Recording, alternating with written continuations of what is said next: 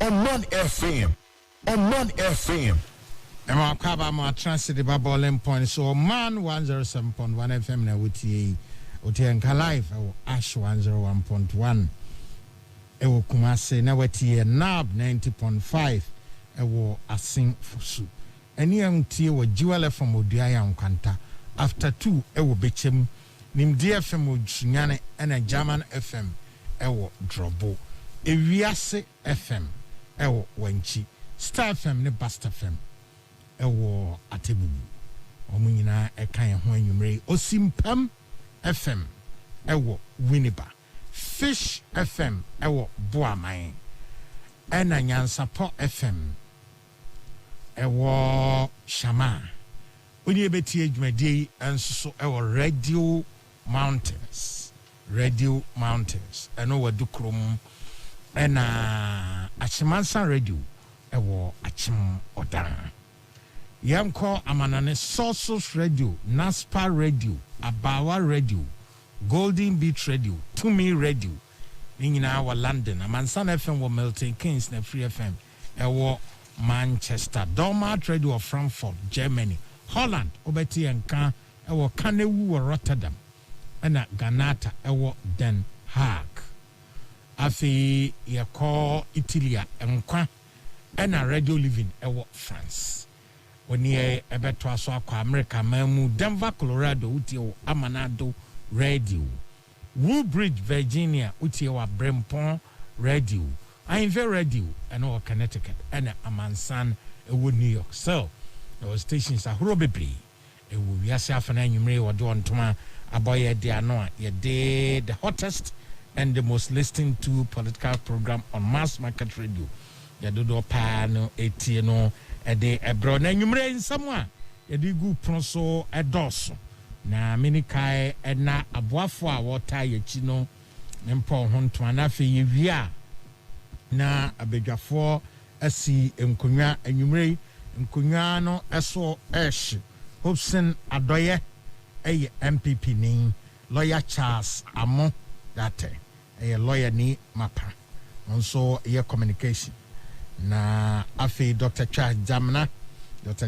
ina friend Dr. China and so ya MPP ni yebeka bo asem and so enti coach me wo bill so and afi MPP General Secretary John Bodu so also ene betwetwen commerce from con and an information minister and so between commerce you were 3.5 hours yedi jumadi Gordon Asarabedi akon atenase kwabna kwachime nsubini enti ye de aseda my sponsors na yaba ye kan osade a na GP1 herbal mixer ya kan chiro say ye dura ho den papa na boost immune system mo ahode matimi gina wona so ye de oye nyina covid ba ye de mo amutia kan GP1 ba mixer no ho asem den na ne ho aye den ti say de ebi available on sa ebitimi ato ebi so be actually the numbers no be ma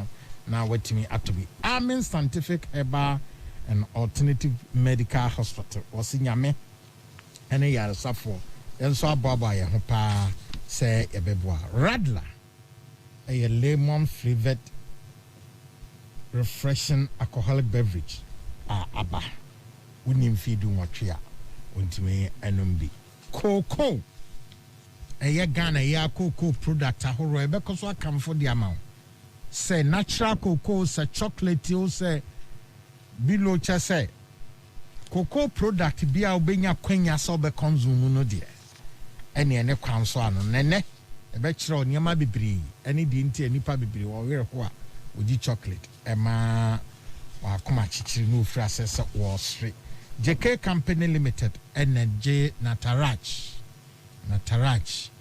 range of product a year addition ho ensem ye pen pencils any there kan ho just a stationery there or pa na chese ye Nataraj de na JK for a day ababan Franco Enterprise Franco Trading eguso the omo promotion ya to din ya tete so no ba no said the month of September any atete so promo no Franco Teba ne se bof wura o ma so ye ho no ye ne ma horo mo toni nyina no ye sales ya ma discount akese atete ball nso hwihwihwi nto so ko na timi kotobi na ko yusu ne se de ope cocoa milk milk a wodwa so aboa ho bibia nim enya boa ne fusu plant based milk enti se open milk ne waduane o breakfast we soak is bibia ma on yem hihyo se fat ne cholesterol there be cocoa milk a plant based milk sonko a esisi bi kama aduane ho da bia na wo di Dr. Mensa Herbal Clinic. Dr. Mensa na your friend Dr. Wonder ana say herbal professor no aben ewo bibidro ne haba mamu enenti no na so eni nyina o tintim ho se ubowura ho nkwande a o pe edu papa ade asawyare ama ho nsoso atumi ato awo sinisas boutique de ye tontare papa ne mpaboa papa eni ne ma edi sisi ye ho ade fire ho na upia obi ahu zampa they show no your quality leather shoes, leather bags, na slippers, sandals, belts, and entire papa ye shedi PMO be and who's and power near be now boutique so entire in the nature say a washing is boutique goyle and so corner cotton fuel papa na a boa bonjin ho by na manjin no ahode no a higher grade fuel a super run 95 and I go for more ton the amount no one unyane sa station baby no ye ton abodin by God nkwande omo de nko omo hwe say obenya de papa na wato we ne sponsors ahoro bebre and enyumre omo tayachi ama ye day the hottest demonstration to political talk program mass market radio ye day abrow we dey the Kwadran Kwachime ne God na asare bi di akon ana atrase na nano ene papi wo ho a ye de be magana fo na enkontompo ni atro nso ani pa bi be yesu obetwa de ene ye ya sede se e beti o moto no mama kwan mu ada na asare nansan mampani yes o TSC o man ya fa na nyina obi nyuma ne ade no ansare edin kranhye bebre aba yeah na me kan se nora ne ne pa de ansare menya mpanifo mo hwade o yeah for mo hwade na mpanifo bia ne am ne omo hia brano na ene obi enwere obi bisam se enya nora ne na president enya obisam se enya last week and a president omo aye investment summit bi GIPC yeah any information yes na me say ena ofri ho na no na oto ana probo no so na ade kwa okoko wie e Volta region am say ano say na nyenra ena program a eno ye presidential business support sorry presidential business support and also omo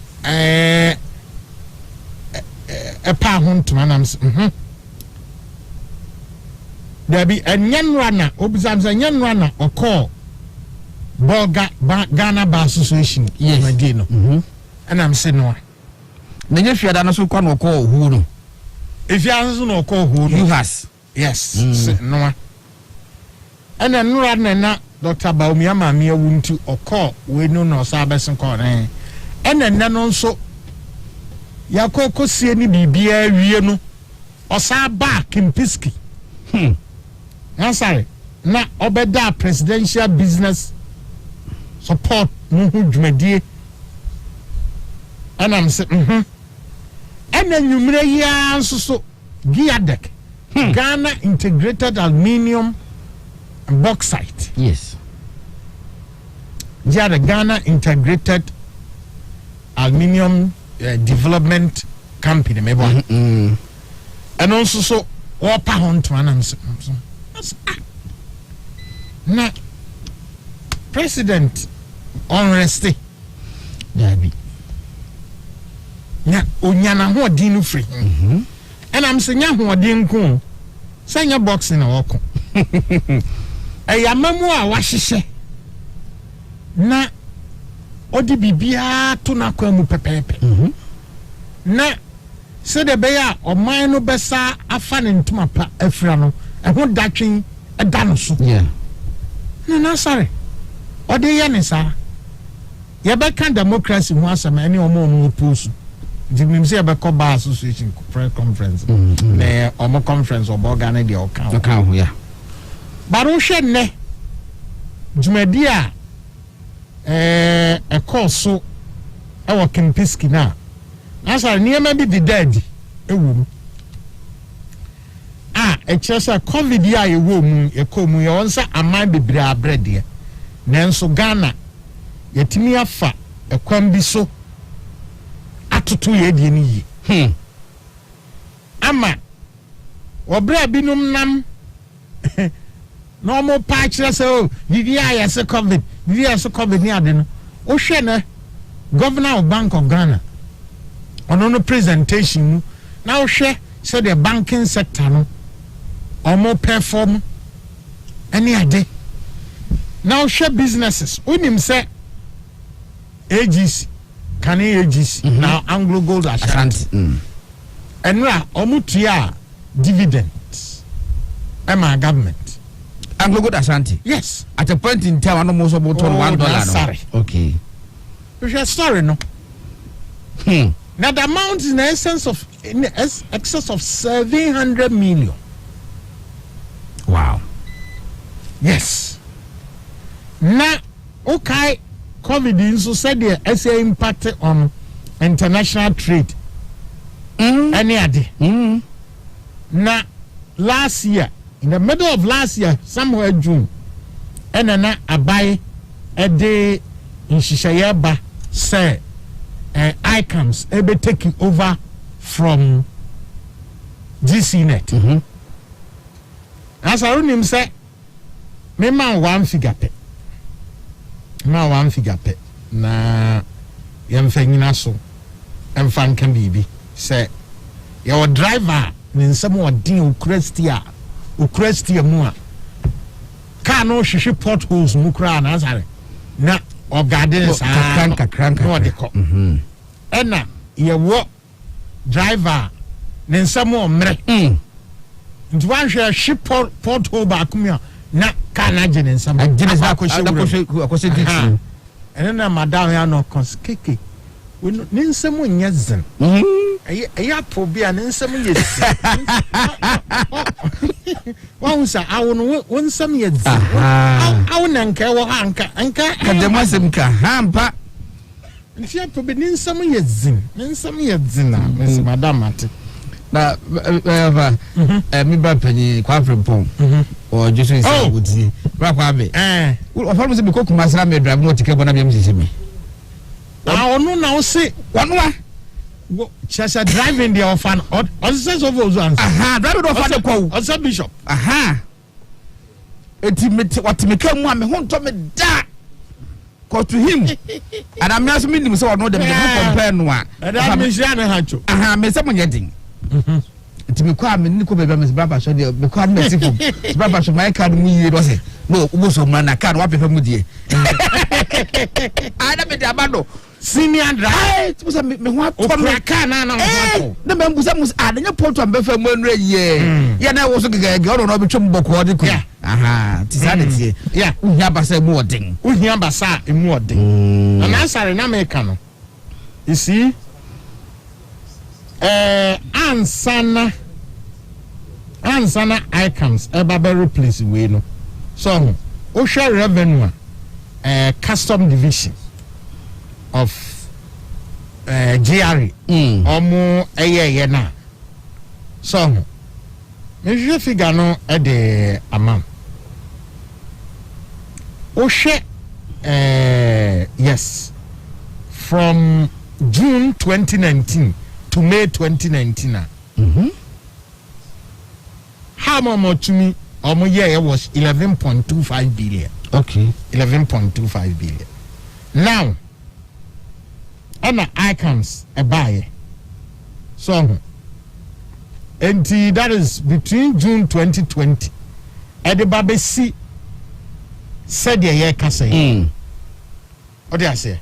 Revenue about 14.36 billion. Wow. From June 2020 to June 2021. An increment of 27.6% from Ghana, from Custom Division of Ghana Revenue Authority. Empo software na platform on the buy no. Nyese na bibia tuto yi wo hu. Na there were challenges. So still challenges. Edu say e kwanimu a omu sese. Na say ene no ye be for points be free. Ene dwumadi e course no. Plus the fact say now IMF can say omo ba be use Ghana. Omo de Ghana ba be ye enhwesode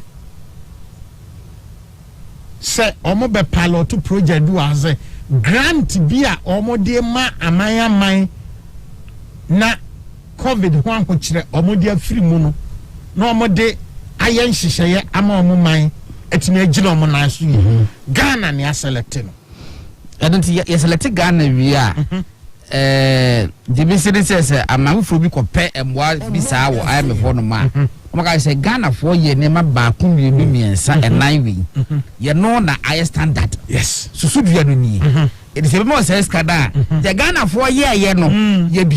Yes, ofanya sanity to say there aman binum to say Kenya nom ne ade omo te say Ghana ye implement free senior high school successfully omo tu nkrofo so omo mama mesia.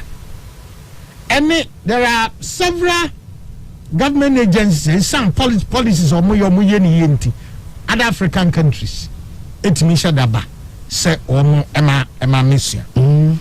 Enti Anglo go no asem me ye be kan ne yakasa ne pa nyina so ho asem na yaka inipa nim so anansa mo yetu omo ani si democracy so sanyi omo na ejina football no ball no ayi pitch no so ball ayi dia enzo to e ma ball no nyama so anasa yeto bi ne ama ne nto omo ne ama de enzo to madwane nsai ye nyina nko yi na nsan fin bi ya be ye nipa bi de ene democracy kra be na democracy no kra aya no ho adanko na adade ena enkrofo bi na omo fanya nsakwa ne de oman no agapade nyina ne emprompra ne ahye omo nsa no omo nso so afa kwan bi so no omo dididi sa na tie ana anya sa na tie yebebusa ho ansem na few comment kakra wo football ne Black Stars coach Asake no so answer say enye bad sa wo fa enye bad sa especially whereby last week former member of parliament for Tema Western na Tatos Glover Tema East obekan wa ha bowling point say wonya na ntie say GF4 epese omo Asake sike na mo abopono dada na enura eba so de die ofa migirisi ka ho asem bia ye wo kwasi timika okay na sa nti de me ma wie no megina ha na o de me asi baby akron papa me twem kwa me hu baby so okay I come say na work no o man panyi eka bibiti kama me quotation no okay o man panyi kai okay when the figures biaba okay was a customs revenue prior to the implementation of ICOMS for the period June 2019 to May 2020 stood at 11.25 billion Ghana cedis.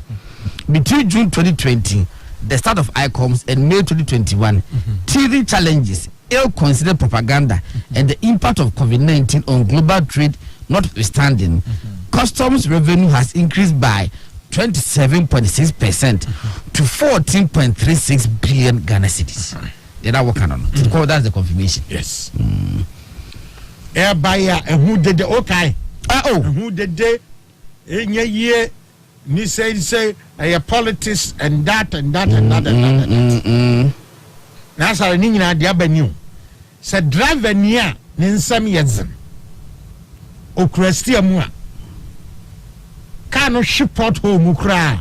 Utimi say you are still in safety. Yeah, na kofo bi hu na kwa obe 2k ne hu ye ni fifre bia ti na obe 2k afa ma ka se mi acho be 11 years ago na that na Ford na e fru kuma se ba kra ni ajade ti me ba kra they say car na ye ma driver no hin for wa mother me so me ba before me ba kra me fa wasku eti mo se driver di me ka ba be check am na me hey akwaba na wana we go no West Park so no was wi no me for no offer ampa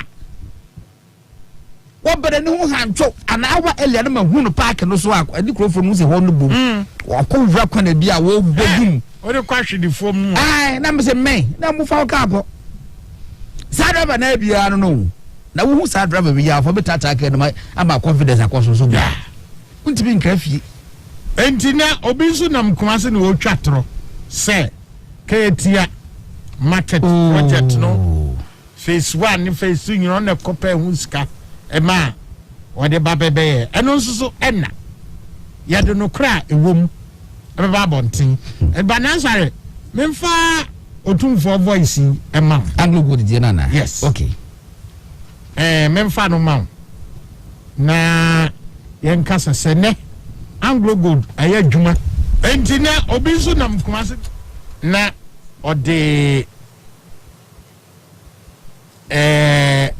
o treasure trofa kubasa market ho a no fa pa so Ghana bebia Ghana ni mati ba na sare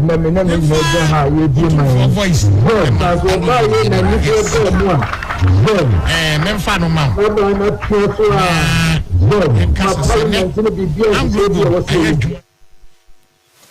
now, sir, just a Barnabas bar. For voice up on double track. Double track. And to go back to your yes, original, you be call a yellow prepared text. Yes. Of an mediano and adult. Over also last 2 weeks ago, I'm making kind. One day to one factory. Na me bobo list no as be na me will be 54 as say offered me full complement hey I 104 wo ni nyina ma body nyina I ba body nyina just a time am okay set time am ko metam bo me bet me astag 104 the metam 2 yes okay and the metam 3 okay me the best na do ka so be ye no do ka so be ye yes e de aboana ate unemployment so no na ma nipa enya dwuma ye no ni eno ho asem na wo kan ya je 104 and I say so far no eye dwuma nti no fa ye no me de ebeba na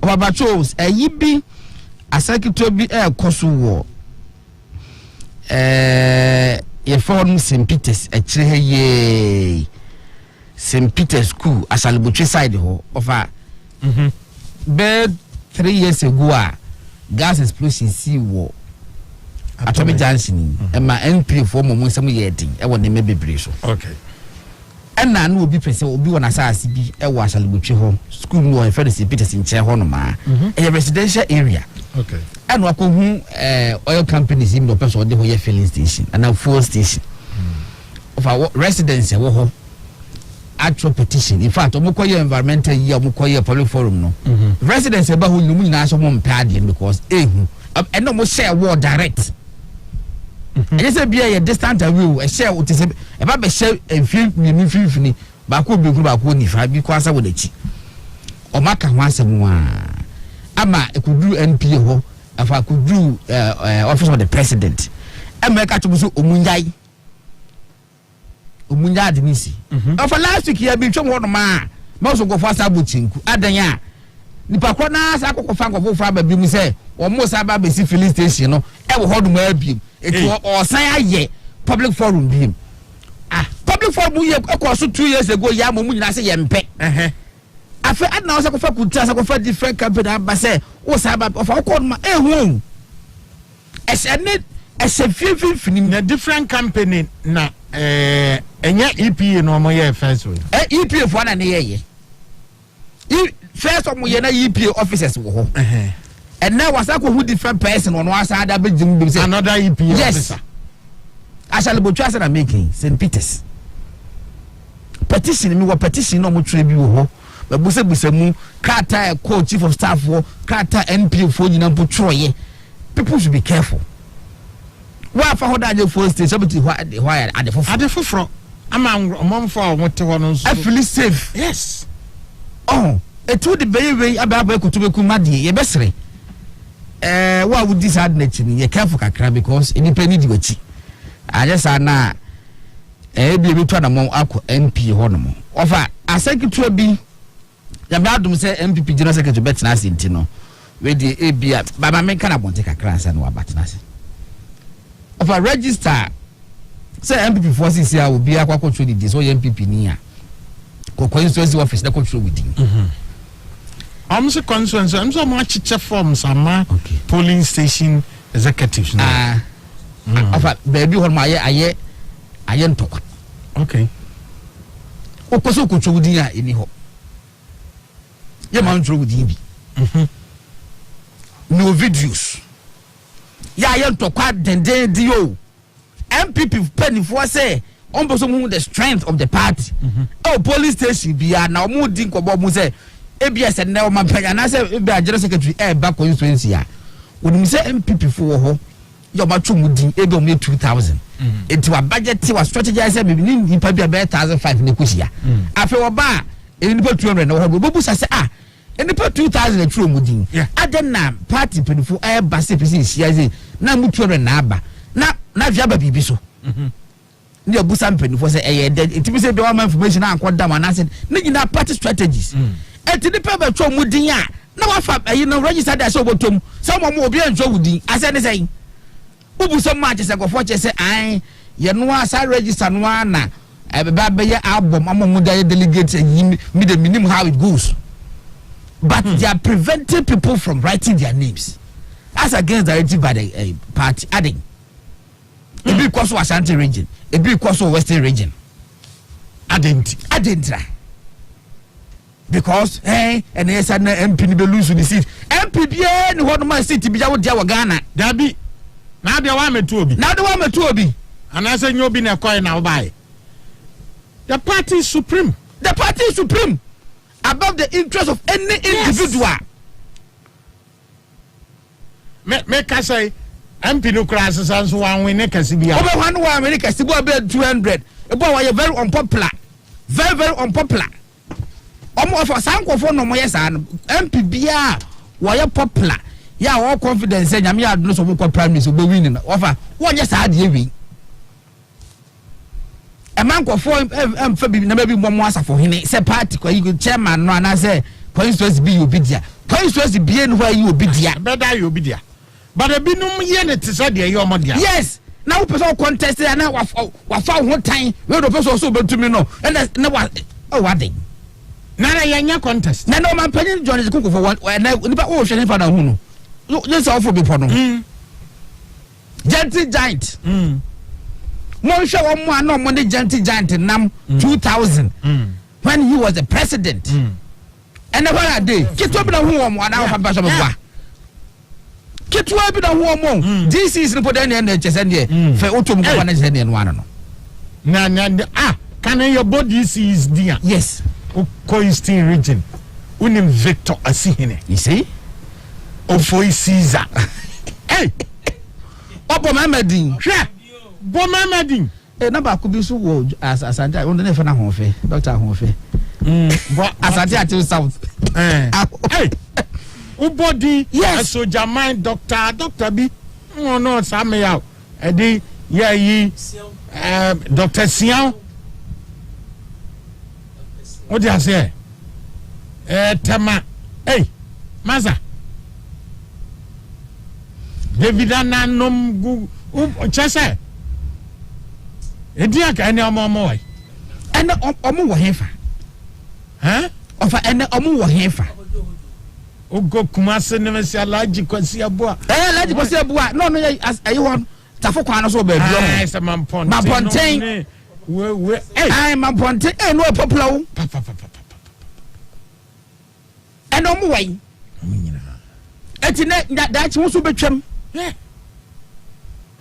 Dachi me se na me call akramo. Me ko hu form atani general bi. Ofa me ni nkofo ani nkomo de but from so musi hu no mutwam mu ni adade no. Madam Vacuum is no. Their friend Black Slate. Slate. No. So many aside of all. Share. Omu diamango sa. No. Now there was one called SAN Ato. SAN Ato. Okay. Satam na ye amasama ba na be Medina marketer. Project Nasar make 2001 2002. Yeah. Yes. Or yet documentaries. Wow, at that time then or yet documentaries. Yes, sister relationship. Satam na sister relations. Any abokobi ha. Abokobi nye dita assembly. Na masama idea no na be cover Medina. As about cover abokobi. Every year, na or the partners, development partners, free US, near other countries, nearby sister we know, abokobi. Now, so no banner documentaries will be year. Actually, omofa, omunyinawe. So we share brains and net debinum to manum diagma, and our share babinum, ayobium did this year. Enyamwa abasa ne binum dini time na nkasa the president standard tie president standard tie nanka or appointed grade A standard no my position na what done no a benchy low class DC. And when I say, a binum just as it tondie,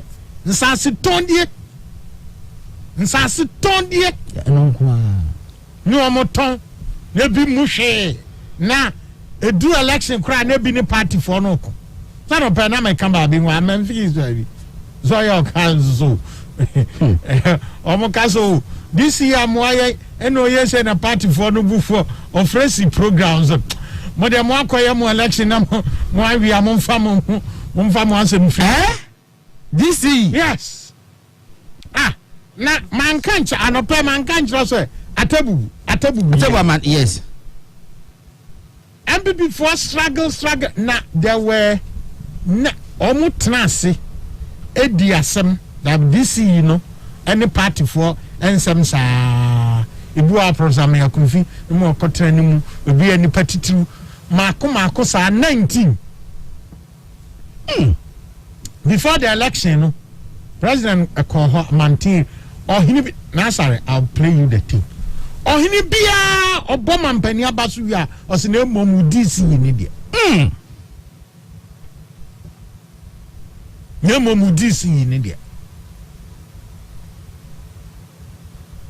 Sa say, Oka opposition radio station now. Oh, they say this is your former alliance. I have opposition radio station now. As soon as Mokasa, as soon as bomb, almost on my chows. My channels are as soon as bomb abaso. No, no, because we are boy fit and do MPP for them baby on farm. But such impunity ne be now can possible from candidates, yes. From an MPs.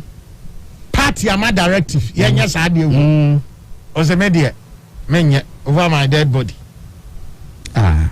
na ba ko so fe ya don boachi of Akwatia yes was no adam for no so strong papa we do of kum rep mi sam se men kai no mo dos we de kum no anim say o mo dos ti ye dini nyina na me just a few hey what's the baby age mate this what kindness have over kum die over APC die can you say party no over party no be adia party no including the flag bearer nyane dia Dabi. because of a bit baby party ni ba bamu 40 years ah save a be a no ankasa individual ko benya free mu die wonya bi but e na hwa ne fe say party no aba bamu apart from a be a policy papa be ba national policy say be free SHS aba ya no betima benefit bi no wonya bi bi abusa bi betima nya ministers 5 kro bi betima nya ministers 10 wono ni kro bi wonya bi wonya hwe e so na obaboa eti se bibi se ba ko to the din keke wo ko to the din keke over party card obetimi nya party card ekutana wo de dada no ho ato no Obi ka se me e bi asoma si na sign ma me. Yes. Ene we na yesi. So me de say John na sign. Ya no mo bo me de double to the sign ma me. Me de double to na sign. Then na wo Nkrofo ba. Nkrofo ba. 92 and no yi ne party card we. No yi we. Omanfm agro. Omo enyira. Wasa enyira MPP card. And obi ohwe unhia ne da ansana or the be no trans ya me dance say me buy first thing no ya kire wo no yi ne card me omuka so mu ya mese de bacho o de baba han ma ne nse ho adia enkrofo cherish adia enkrofo anibere adia nso ano ne de chichire party adia party mpanifo atrase afa adwen saba mo general secretary baba Oba. Okay. That's all I'm quite. After the memo boys in the Mawana. Pacho bo in the mammy. Memo to and then you say, Omanfm to Fado, and then the major high you be mine. That's what I am and you go more. What I'm not sure. My parliament in the BBS is say, I was here with you. Aya, and then. Yenya manya enne yebibi zom enti na mkasa no ho ne ade ka ho zom nanso enne gira ha ni gira so aba zom mani obo ase man zom yenyina enim se aye bia magana man zom edro baby man yine yetimba ne yin na so gana man zom ana na vera gana sa na ne oyo ne de mo kan nyina ba zom na egu ye na oboasi gu ye na so enne nyame da ma gina ha epeja no zom na chese edi nyame na edase zom edu bebe o msi atum ye beto ama me $1 man na ye beto ama me $1 ye beto tum de safo na bom zom me shi abe pawo mo chosi yenyawo zom na me pa baba nyame tumi ti beye zom ena edru sey zom ye tosu bio was a medasi e kasu bontin akole ya ba no sesi e zom to be bio me shi ane na nim nyina wo se awoho aku zom me sinya abotse ebeye zom to for da ma dia no me sinya abotse ebeye zom ene ne edru seye o mu yi se na be na me se sen na ye no zom man for si e peska me se sen ni betu ye ntwa sa bio man ni ska zom o sina na mate zom ene ne ni nyina abedru zom sai ni pe nyina anka me ka chana sa de yeye zom mani yeye e bibia da ka cheme ansa no wasise zom bibia so be se titi ase yenye ska ma se de mo pa no zom ai so ye be ka de be pa so na se na de ma wo zom answer Anglo Gold Ashanti don't know ya dey friend AGC yes baby ekodru ya no and the NDC no fa me call boase 4 years ago na me call me ye bi so na me ta ko ho ntam ni manyina mu ho fa ko nyina mu a kama ofa da me ko ho no ma wura anyina mu se pe wo tra baby oba secondary school no no ko kakra ba se wo ko anyina ofa na wasin baby ho no hey washing bay no fa one hour na ka ba ko pepe ni si ho na e ka bibi kire wo say the economy of the area agu na ko be the mai right after this time na washing bay no ka ba ko pe ni si ho me wa first no wo be ko na ka to santene se ye ko to aba say economic activities or more. Yes, a more single for what the power of year Juma will be 8 minutes car when your car loan or what on the car. Me quite car I could pay this. Where's the I'm your car saying? Now that I want to continue and your car as well was in the car. Oh, boy. Many taxi driver nam ya ye didn't come over. Baby, and now of was that time. Not aqua yet. Baby, who are quite a bit to any ages of contest. Abodam for and I caught it at home. Yes. Meanwhile, that area that time, 15 years ago, 20 years ago, now I want more to say about a Karate Roman range. Oh, young Kobasa.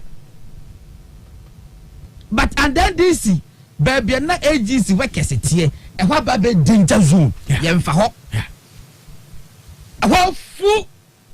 Obia just what baby na baby can be rock baby no okobu pru back when atefo amu okuma se amutie samu ze jo mama ne nam ho baby a obi mu ya mu nkohia na mbusa ne se den na ne time no anglo goal ogu no na se sia ne abotum for voice no say no mo so omo pa no che say on ton $1 but na say I'm excited about how when day no say o catchrom o kasa o de wi o wi amasa baba o so catchrom se be yi dabre be yi e na mpa so o man panya kufa do baaye e na o kan jagu mu o se mo fa se so bontini agu of at that time akokere o mo wa akokere that time mines the car na e ba no mo ka so mo kwa mines mu a ofa enya sanketu o me na me swara me kwa akokere okay me kwa akokere bo brasi gromi krom ti minimum kakra edro no pa homache 430 na bas number say a wuti se krom ho ani je wo krom ho obo kwa mines mu bas na be for mo do mo ko bo be tra anibia ba na be fa bi ko na che say enya me ko so big business jama ma ba no magu no ana wuni ani wonti na se jama ma yi obi of oni mani wo ani wu a enka won ka bi on the economy da because your core IMF website no mo ye global out mo ye global out and ba Ghana between 92 2000 2008 2012 over John Mahama your friend is saying Papa JBT Papa Kofo BT Professor Mills BT Nana do so BT worry and na mekam ko IMF any World Bank for website so bibi a chese John Mahama won wa bon won wa wie but won mama muo won samanya dzin Omanfm e ti ma wa anha de akobu afa so fiche driving ya na betimi de aye wo fiche wuti fe nu sa wam na bi unya bobo ya bi afa nante yemfa bas sansha won sawo anipa bebregum ekwafo nkwa da bi se de pani abi ko je nsamo ane ye nde da bi but ofa ni nyina mu no MPP General Secretary yam say na say Martin ka be 3 occasions a war press conference of on twaso okay na anope evia nyumbe si abobi abo voice ni bi abobi obisi na appropriate response na eba on twaso because anya saa John Mahama enam so he has no conscience ye kan che no wonte ase of obi o conscience no say last na wo kan konfo na ni wu asem no onwia de woni kurum da bi okokuru for us be nim no no akobọ kro no abadi fie no abadi kro no ababeda baje bi ni John Mahama da bi eti de opabia wotimi ye asem bi opabia wotimi ka na economy no ya se frɛ yi forum ne ye nyina ma mekyerekere ya adwen e de adwen na mekere ofa yanko dome yanko is Lagos Avenue yanko to go runabout yanko Ashaman me go ye boys ni adekota me bo honu ai wo mo ebe ko hu wo mo osisi ade ho no mo tie o omo ejina dome ejina Ashaman na anadwen sabi pedo so bo best brand nya ho no mo tie o ebi Africa so a ebo be 5 anu address ko adwuma wo ko ye no wo Lagos Avenue anasa hifa obi na kwada ofere so be boss brand e wo baby wote am ye identify but John Mahama he doesn't care no man pay that would be an ebiano my say or monson and the war moto and crassy casa what did me cry then I saw my account me say who fear no way who did maybe out to say program host to be a casa on your mama be interview upper board so because Obekasa won't watch when no as a Katrina Abbey. Well, that's what who of you when you are doing a pebby did not is your mama trans or bear radio interview upper board so why shall I cook some biama? One number two. I just said random. I don't want to be. You said bedroom number 4. You can't predict him. Why you can say, hey, Biana, why is hey? I call him some didi. Now they say bottle so. Omanfm. And then 8 years. I saw Moko. I saw Moko. I saw Moko. That Omoko that woman. As a judge, I would be as a more opa. As a so Moko. As a so Moko. See. Interesting times ahead. Offer. Sure. Now, a friend is saying, listen, what how? Eti bank jebia bendie. Oh, dear, Anya be out there, my 20. Mamma, more 20. Mamma, Franco free. Oh, a friend is saying, 1 to 1 factory. Full complement. You're 104 in our listing in now. Now, Medibako was starting 104 for one. To me, the confiance. Me likely the first one abubu bi dada nti ko fiase na media ba Zuriel Carbon Products Limited yes omoye wood products yes Zonda Sinotrack Assembly Plant Limited Sinotrack no there and there Yedent Agro Limited Wenti Company Limited Wedi Africa Limited Wedi Africa no no agro processing. Banchine. Yes. You know my yam balls. Yam balls, yeah. And the tomatoes and the tomato paste now a year. Volta Star Textiles Limited. Vesta Oil Processing Company Limited. Almost agro processing. Unij Garments Limited. Textiles and garments. U Fresh Company Limited. Food and beverages. Top Creativity Industries Limited, agro processing. Three Dreamers Limited, food and beverages. Sunda Ghana Investment Company Limited, construction, home appliances and metal works. Strongman Foods and Farms Limited, agro processing. Springs and Bowls Company Limited, construction, Spring and Bowls, construction, home appliances and metal works. No. And Skyline Steel Company Limited, construction, home appliances, and then Central Ceramic Ghana Limited, almost Savannah Foods Empire Limited, SBA Company Limited, you know, it's from Ashanti Foods, almost agro processing. Okay. I was saying, I think that next time, no, the bayan say, you can't near a factory, you can't district your work. Oh, me what dinner? Okay. Oh, me what dinner? Me what dinner? Yes, it's a war, and you be a crew was. Me what district and region. Me what district and region. Okay. Oh, me what dinner was saying, but now me person me bubo, but now me be assurance say 104 no, ye wo ha. And your Thursday best start for from. Because near the baby ye the district war and a region no. And any other information available. Near the Nwaka. Of a cat, Okraku winning the position as GFA chairman. Or can a bontin say, one at the day, sir, Nipa Bakope, anything, a tiny baby, a selected place, my GFA. Emma Black Stars. Okay, yeah, okay. Gone at the days, Nipa Bakope, a selected place, my ye. No, say, coaching and selecting place. One more baby.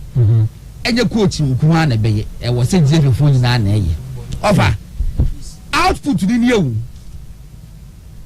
omu nyina ka ho omu select ye no offer this is the result so why must Sika Kono alone be the fall guy so ono na it's Sika Kono it's wo dia wo yentimi sakew ba wo better resign okay yeah e be catch omu say om de obeko FIFA na resign no be ka say na samba say government no interfere with football or a yimwa obetumi akovifa yes na obi fufre individuals yeah we timi hwe okay the motive is so and e betwa de be now quickly no and on sign up me can say ebi be person de omo beje prophet Usu Bempa I manifested so I manifested it's me I told myself asofo bi amo mu chiri no wo krom ha chiri aka monko na no owu sanso ebi a obe shankom e de atam bibi achi me kan chiro se no aba se ya no na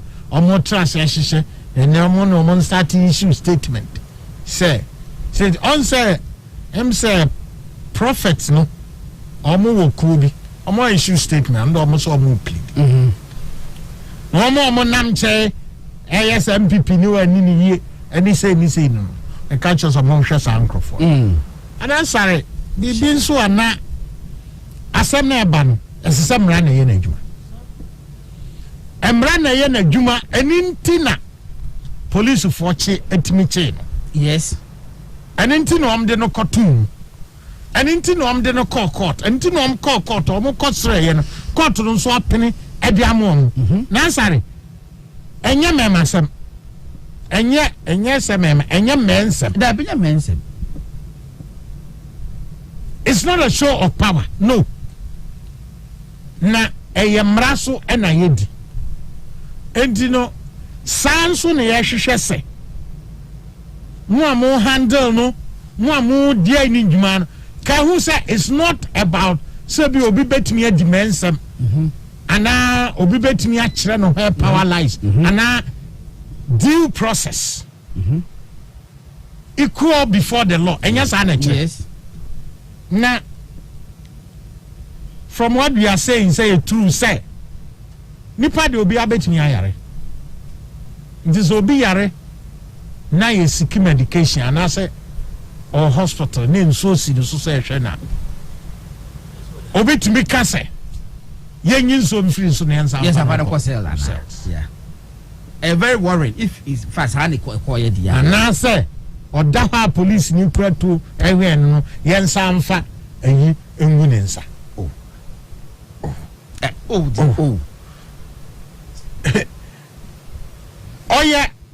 suspect at this stage Of no ya no masa leak obi pasa leak ya mo bi dia story. Was me no na dwumi hu. Ya odam paso a handcuff no e won inside ebo bed no. Me hu police hospital.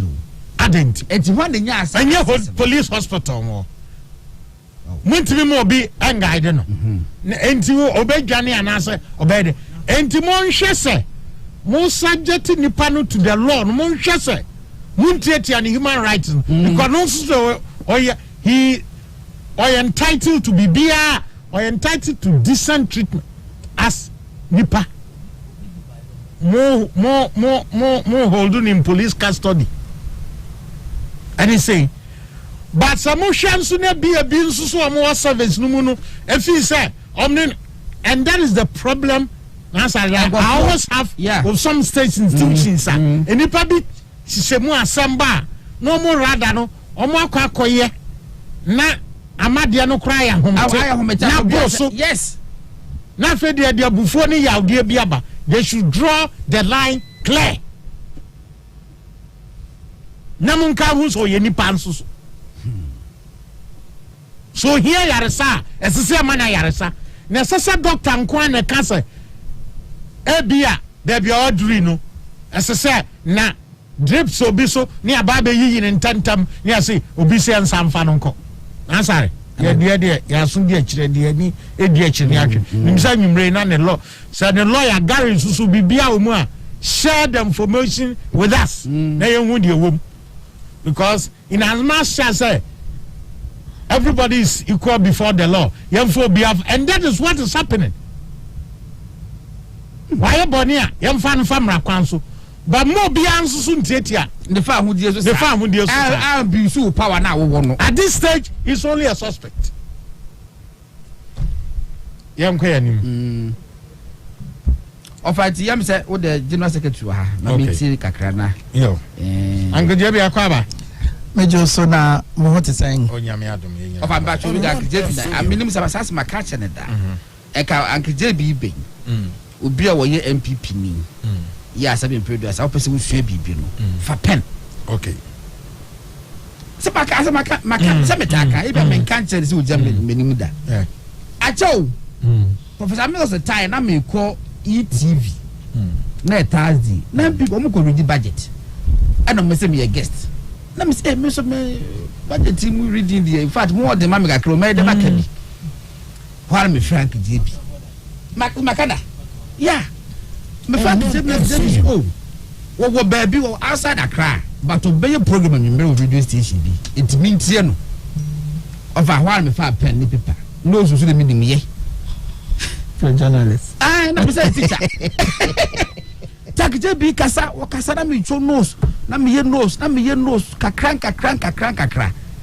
ade achi ya me kwatena TV station so of me de me chinin de say nkanfo no but enkofo kanfo me jimi wudi say me na on some why dey me say my dey based on things na me Frank je bi one ajo no me na nkasa wo so no me wo person radio na me ti na me tro people should appreciate that no montiase no munsua de every penfo na ase wo kasa na wo ya argument on social media to say wo mold kakra wa se bia person wo kan e je say oboto bi obi wo kan se bia wo put request agopa na odwane free ho because the work na kasa won say dan tiase aha nti no bibi say no boys and girls mun church bi to on mo na ade kina mo da ye njuma yem fam kwa ni menti no ye ne MPP general secretary atwitwe nkomo ewo Bowling Point so ofie halai ye bi design mboko na medase Gordon say adile nyina yesua on me chen and sometimes we catch your communicators and say yes we will say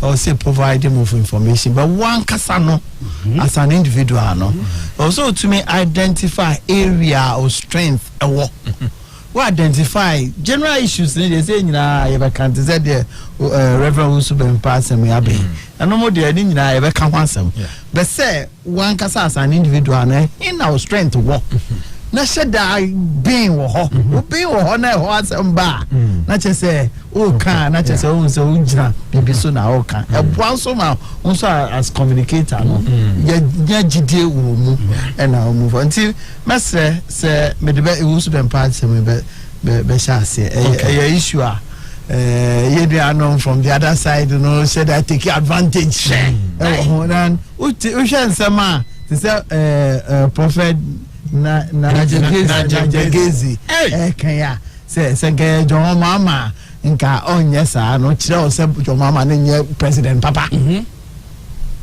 se president mama na nka obi aye bibi na o se nka ye mamra na ye adwuma nka onye sa just to incite our people we create obi any our abandon reverend usa bembawo obi any our abandon mi ankasa last 3 days police invite now you didn't call it we feel say almost 12 okay as I mean better unfortunately for us then Dr. Baumia Emma mi wu and I will see nyina ko me too I no pay mako wale asamba if wale na maybe me ne ni lawyer akasa dada okay I go so many Gary akasa me ne omo ankasa in-house lawyer akasa obi kra akosra no me den krama no se mfa ma no jo bi ani wa abandon no okay sabi ye kan nya MPP ne NDC for asem na ye ye hwe kwan be fa so oman sa e bi ansem bebre osofo na we ni eso be ba form kakra wa hwe se na se akwa bi akotena radio station se first na oye okonfo okonfo na okunipa to the extent say o see at some point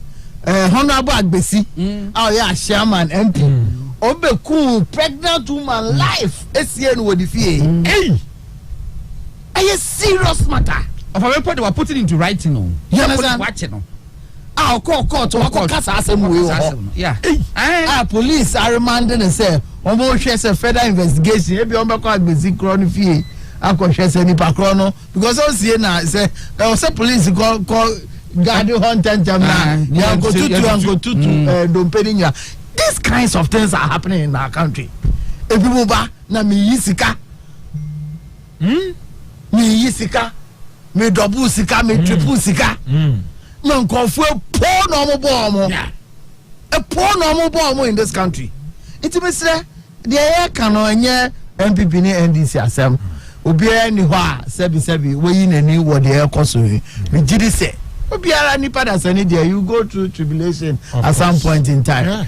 Yengina aya wo emra you go through such things in our lives. Inti no dresses ba sebi who call remand and police police station na say who call prison. Say ya dey ya boni bebre aga na Bible mu ka say ya yan tue ni enko your prison ho.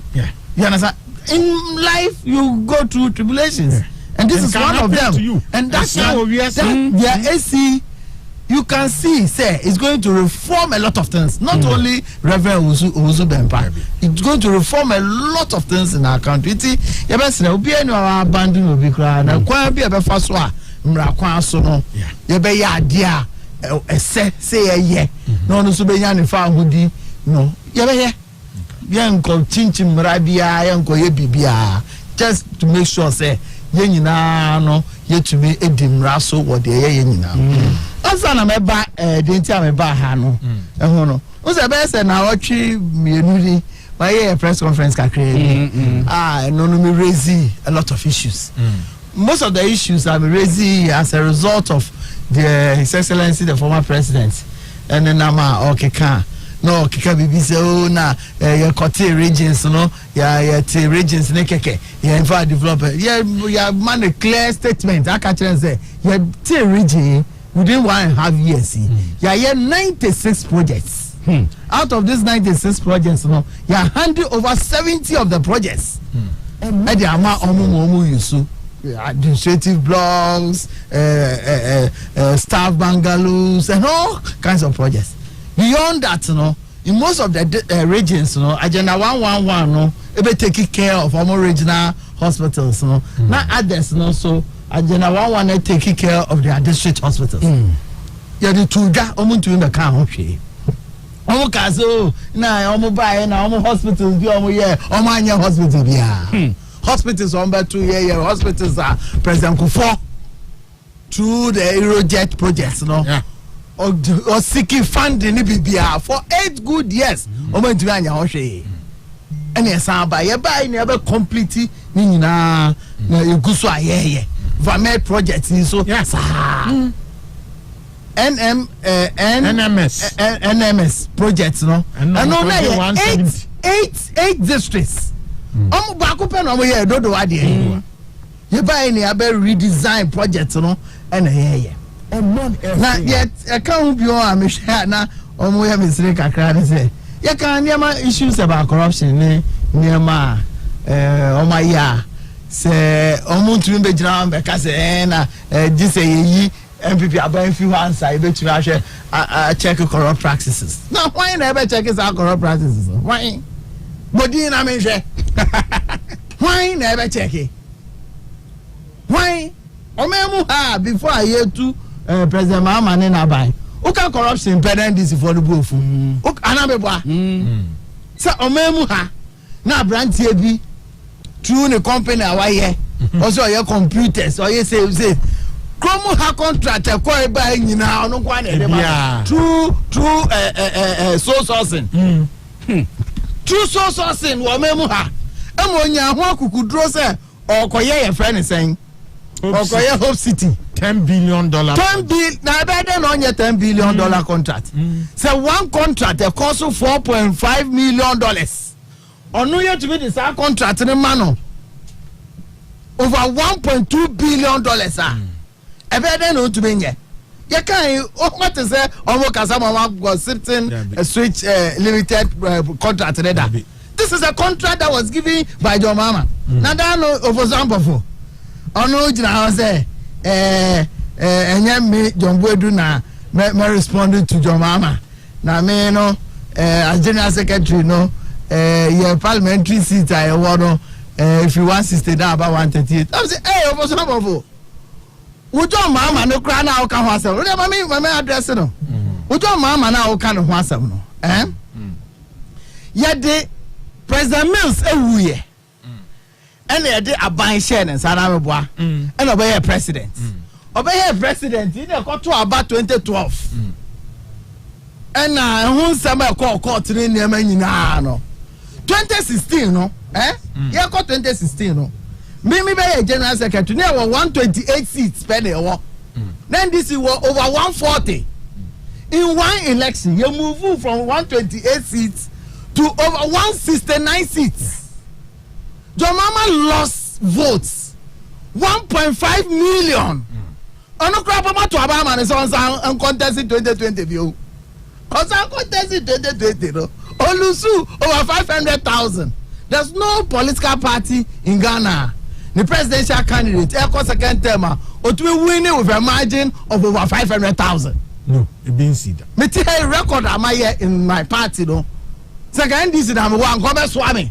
Now mo for some now you're director of elections. Simple addition say yeah kika bomb 38,000 police stations keke. Who put you in place system to be able to know your results. When to me anye. Now NDC if one go to Obama I your chairman. Ujiri says a new patriotic party. Now we are director of elections. We are director of elections ground you know. I'm call conference yet to Obama as vice chairman of the party. Enye emima. Enye den now we are vice chairman of the party. Who reduce who to director of elections. We are vice chairman, national vice chairman of the party. Who reduce who to director of elections. The director of election class say below national youth organizer. It's so reducing who to just director of elections. You couldn't put your figures together. Now you're saying to Obama, I'm a national chairman of the party. What else were the NDC people expecting? Abysmal performance. In 2020, you don't even have your results. Where would we have confidence in our casa? Now, NDC intra. Now, MPP. Now, you court. Now, General Secretary, I got Adakem. Near Bissau say, court how be. Into a presidential candidate now, didn't China, one who did there. Yatu Abe, we are more encouraging Kwalase. Omunko Kromunko Dinsen, who no. Vote are hino nyai. Nambe John Boy to court. Me say Omanfm no ama. Opponent now in the contest you know. Ono so vote are hino nyai. Na ma share court nim TV nim wiase nyina ehwe me.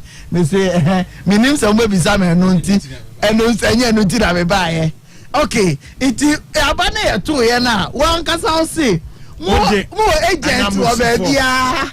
Yeah, but Abezo, most of our lawyers who dispatch 38,000 lawyers. When these lawyers cry, we are Malibani Kakre, no. So, most of 38,000 lawyers. Aqua police stations now. It's Ora. Who total vote, valid vote, our election. Also, Nanka, a MPP, and Gabbage to answer our party office. Government makes you government you have a party office in your work. Emma, who's your national chairman? Emma, who's that? Or crap or contested national chairman? Over two for some of this is the party we are talking about. This is on the new patriotic party. New patriotic party, no, yeah, your level, near standard, no, and very, very high. Yeah. And nothing I'm renting, baby. I knew Mama and I come here good. No, we are MPP for. I'm sure MPP also no. Momo line there. What don't you know? I'm going to anyway. We don't be a deputy minister and minister. I true. Me to be body, but Momo him dealing with. We know them. Yeah, standard really high. It's a make catch, no. My father for so because me record that my year or Memo. Oh, be any other party no more which my sada. Eh, enjoy no muntra. That's a enjoy no man. Come over bang. Bang crowd. The cases soon say, who candidate no will lose elections 2 times. Someone you be a contestant and answer me say, Doctor, before I know 2 jobs in Kakaka. Your bet says we'll gather to Tunka clear, but now went to me and Yagmodi. Obasan san contest bi aye dey ready. Here there your machine no. A machine, German machine those times. So German machine. A fit and kasa. And no tino, who's a German machine no. Almost start your attack no from defense. So that time mama kwe ya. Oh boy, later no about 5. Number 5 we are not saying striker. Sana new patriotic party. And no tino. Your constitution no. Emma who kwan say. Obiara oya MPP ni bia, and I'm saying this and repeating it, and I'm going to repeat and insist say the right thing is done. Okay. Got feedback I mean on the ground, you know, and your feedback, Papa. Okay. And the moment we are Dintrona, Yama from 10th September to ending of the month, you know, for mass registration. My main case is to say. This is an ongoing event. Okay. After 30th September, no, and the journey, if you prevent somebody from writing his name or her name in the register, 30th now, on the 1st of October, on the 2nd, until time, the National Party. Through the National Council, Ebeka say because of some exercise, Ebeka is you know, yen chadi draw so. Okay. Me can esisu bi on so say. Oma mo dwen say registers na e aba no. Eno na ebe the only document ye dey be elected officers at the polling station level no. Omo to ma dwemu kra. Okay.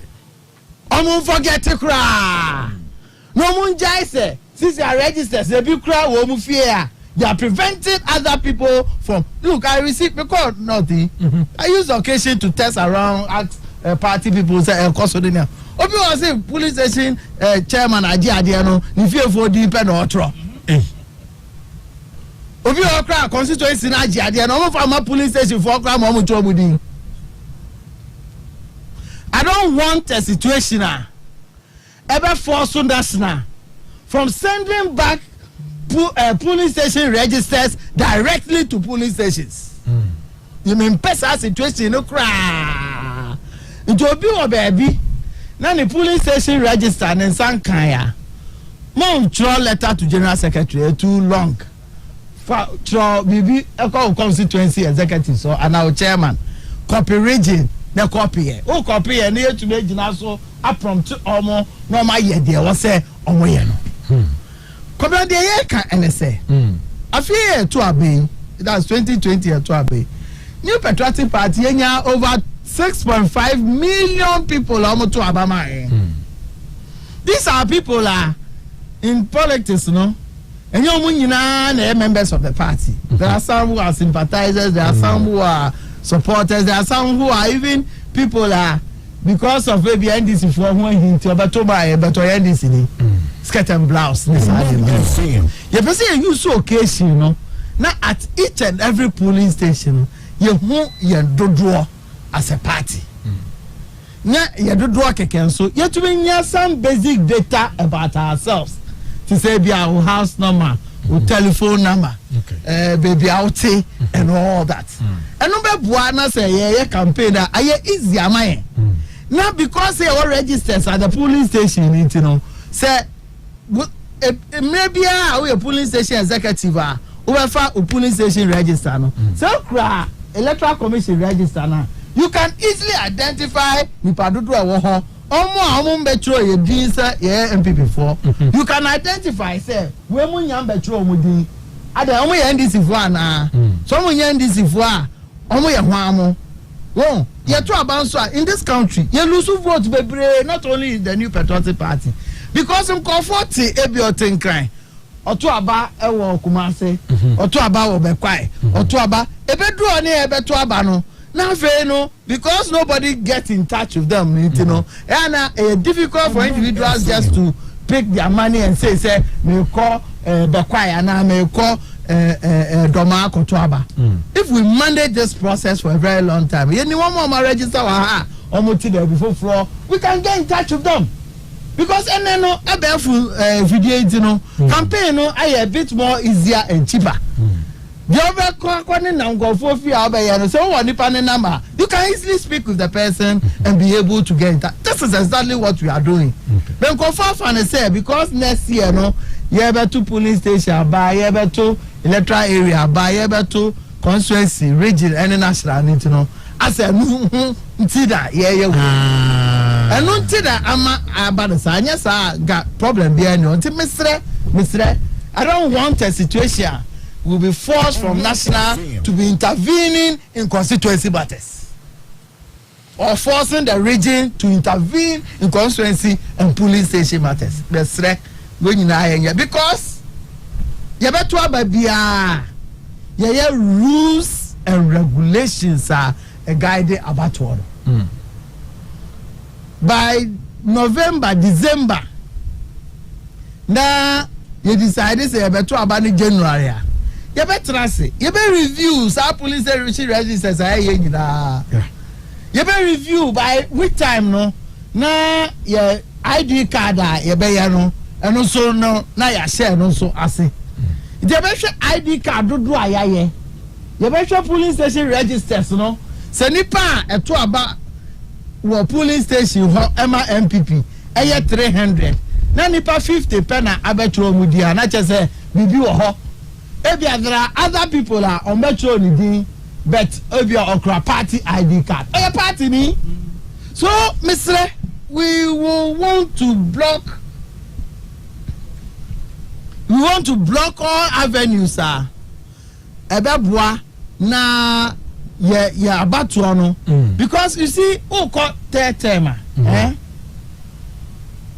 you cannot do things the same. Most of it, who call third term, apathy set in.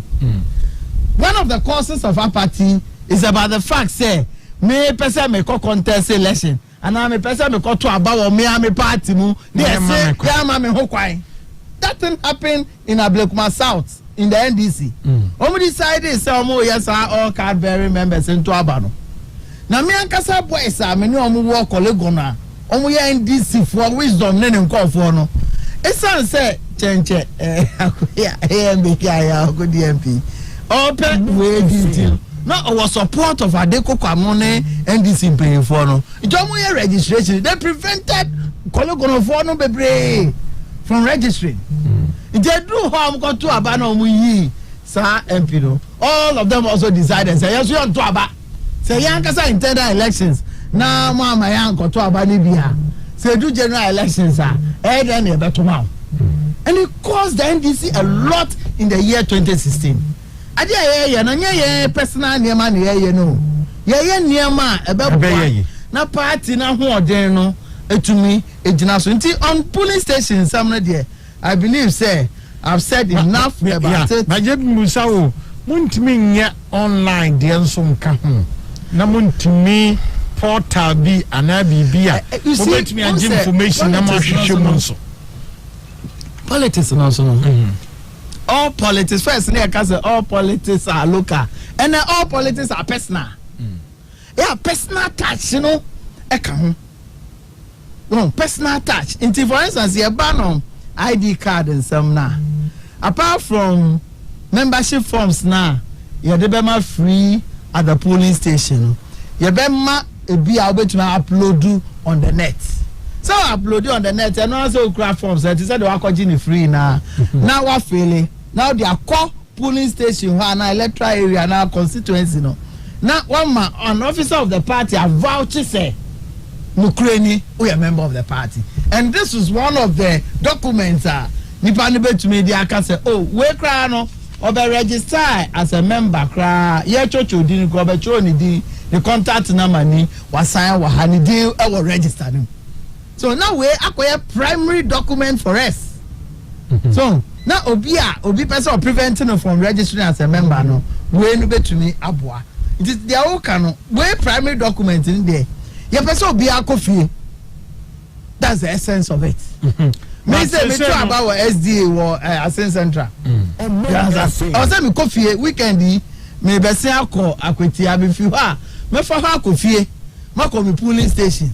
me no matena say so far my year do he yeah 1 week nipa dodo ahe and I register mo de toto register no ho ana to say me we am my own fine grandpa yeah that's what we want so ka enkron ketewa mu kakra de ya na ye but akra ha no so said de be ya nipa no kra be hu say police station executives no aha no mo wo ana aha no mo wo so onye bia oto aba MPP sympathizer but ono no bia ba bia osoro oni nam ani ade no they today say you see Accra ha no yes baby wo ho no ma even there are some police stations there's a cluster of police stations they be at 6-7 cra wo ho a big place.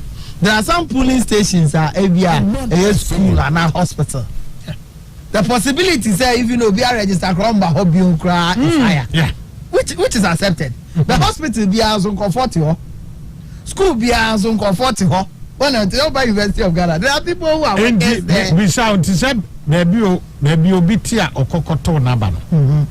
I honor ya on baby for instance, Uber school or University of Ghana.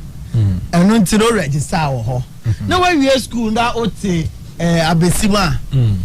We are partying from Abesima, we are partying from University of Ghana. It's in your baby I register no also call baby oh politics no and also call now call children because that chibi yeke that chibi no we person oba go di MP we person oba go contest elections wo ho no na ebe bisa say we a member of our party and as when your mama want to nka say na me wo lego no na me to aba ho there be it is a baby a permanent place of our abode we are politics no na ye pese okocho din sanete so it baby I call temporary we are go school and hospital and the prison or register who to me say go prison also go register you no go fie it baby how your politics now your MPP na you nimu so your MPP no na also register okay me say nipa bebre concern is say emfa crack asim no ya no mpese me hu say hapoting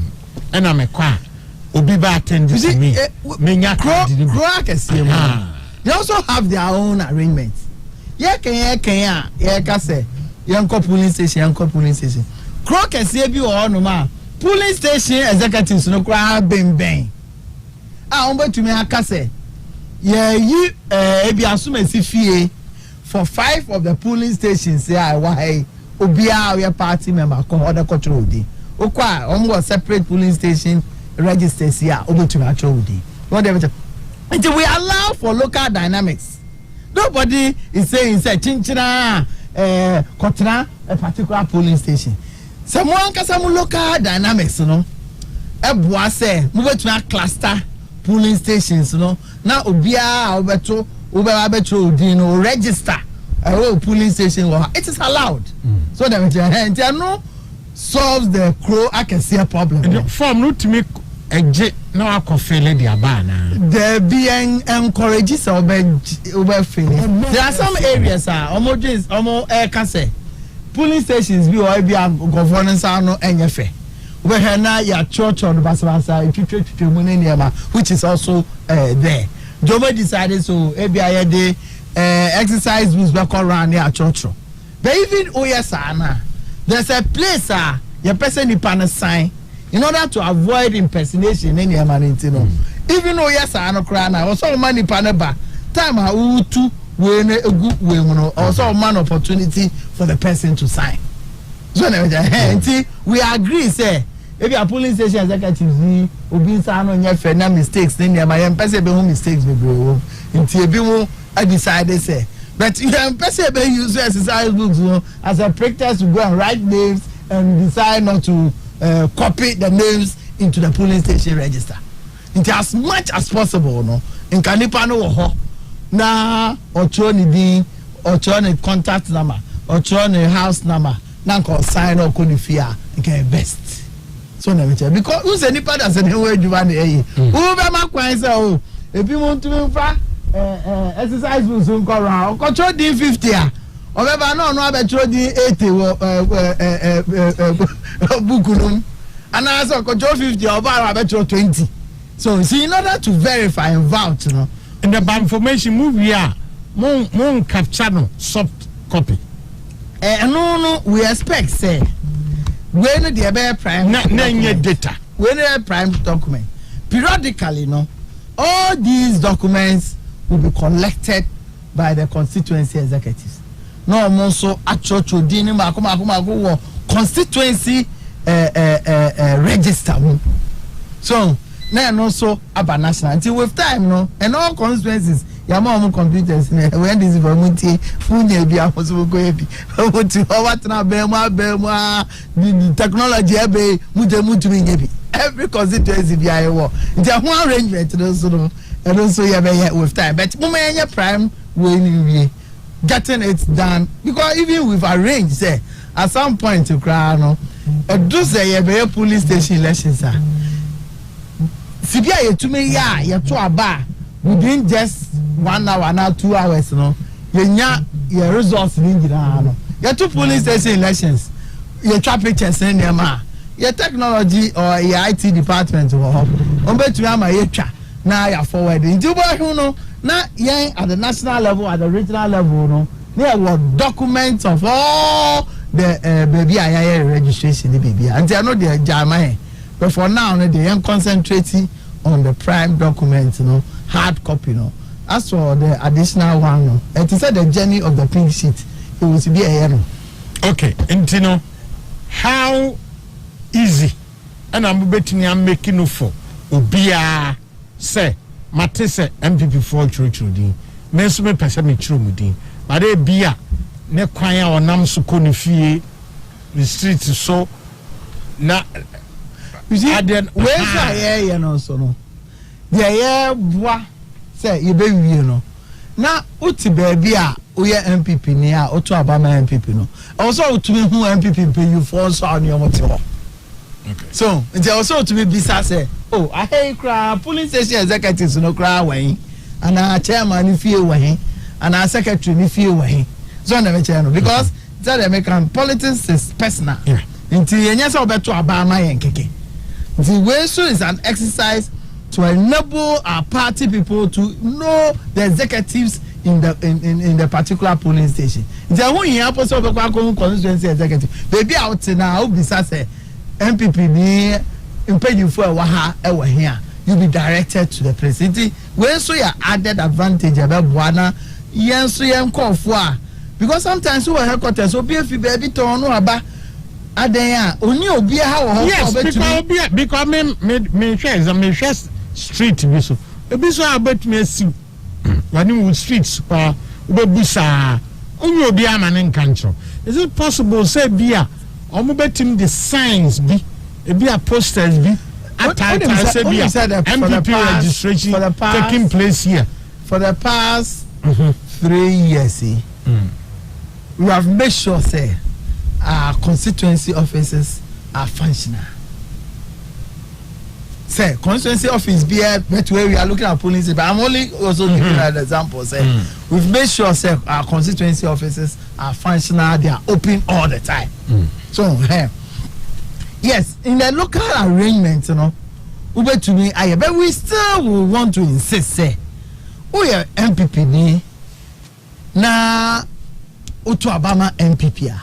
Where executives say no also bomodin say adaje say me nda ba akubio se kwesi ada ba akubio ebisa kokun I want to insist on that because some of the complaints are enya no complaints are if we're getting in touch with our people on the ground get embark to a soro keep it to solve some of the issues on the ground. So I still want to insist but the example you know is important say if I say if you win the area, but to be very difficult in 38,000 polling stations, practically impossible. But I want to insist say we are part. Yeah, so be at the constituency level, no, I'm breaking it down. No, I'm sure how I'm between approaching and Crawford, and as I say, weekends be, and I'm over pair t-shirts be near a day. A day, a shank of no more num. It be annoy. Oh, there be a flyer. It be a flyers cry. Yes, no more, no more. Chicha. So, maybe I share entare ne bi ento first street we so no oh no what the amons ya kire ahana ebia ya church MPPD no na direction to nature so no opa MP ni man interest bi o ye ni won de o man interest bi so ma for what start with there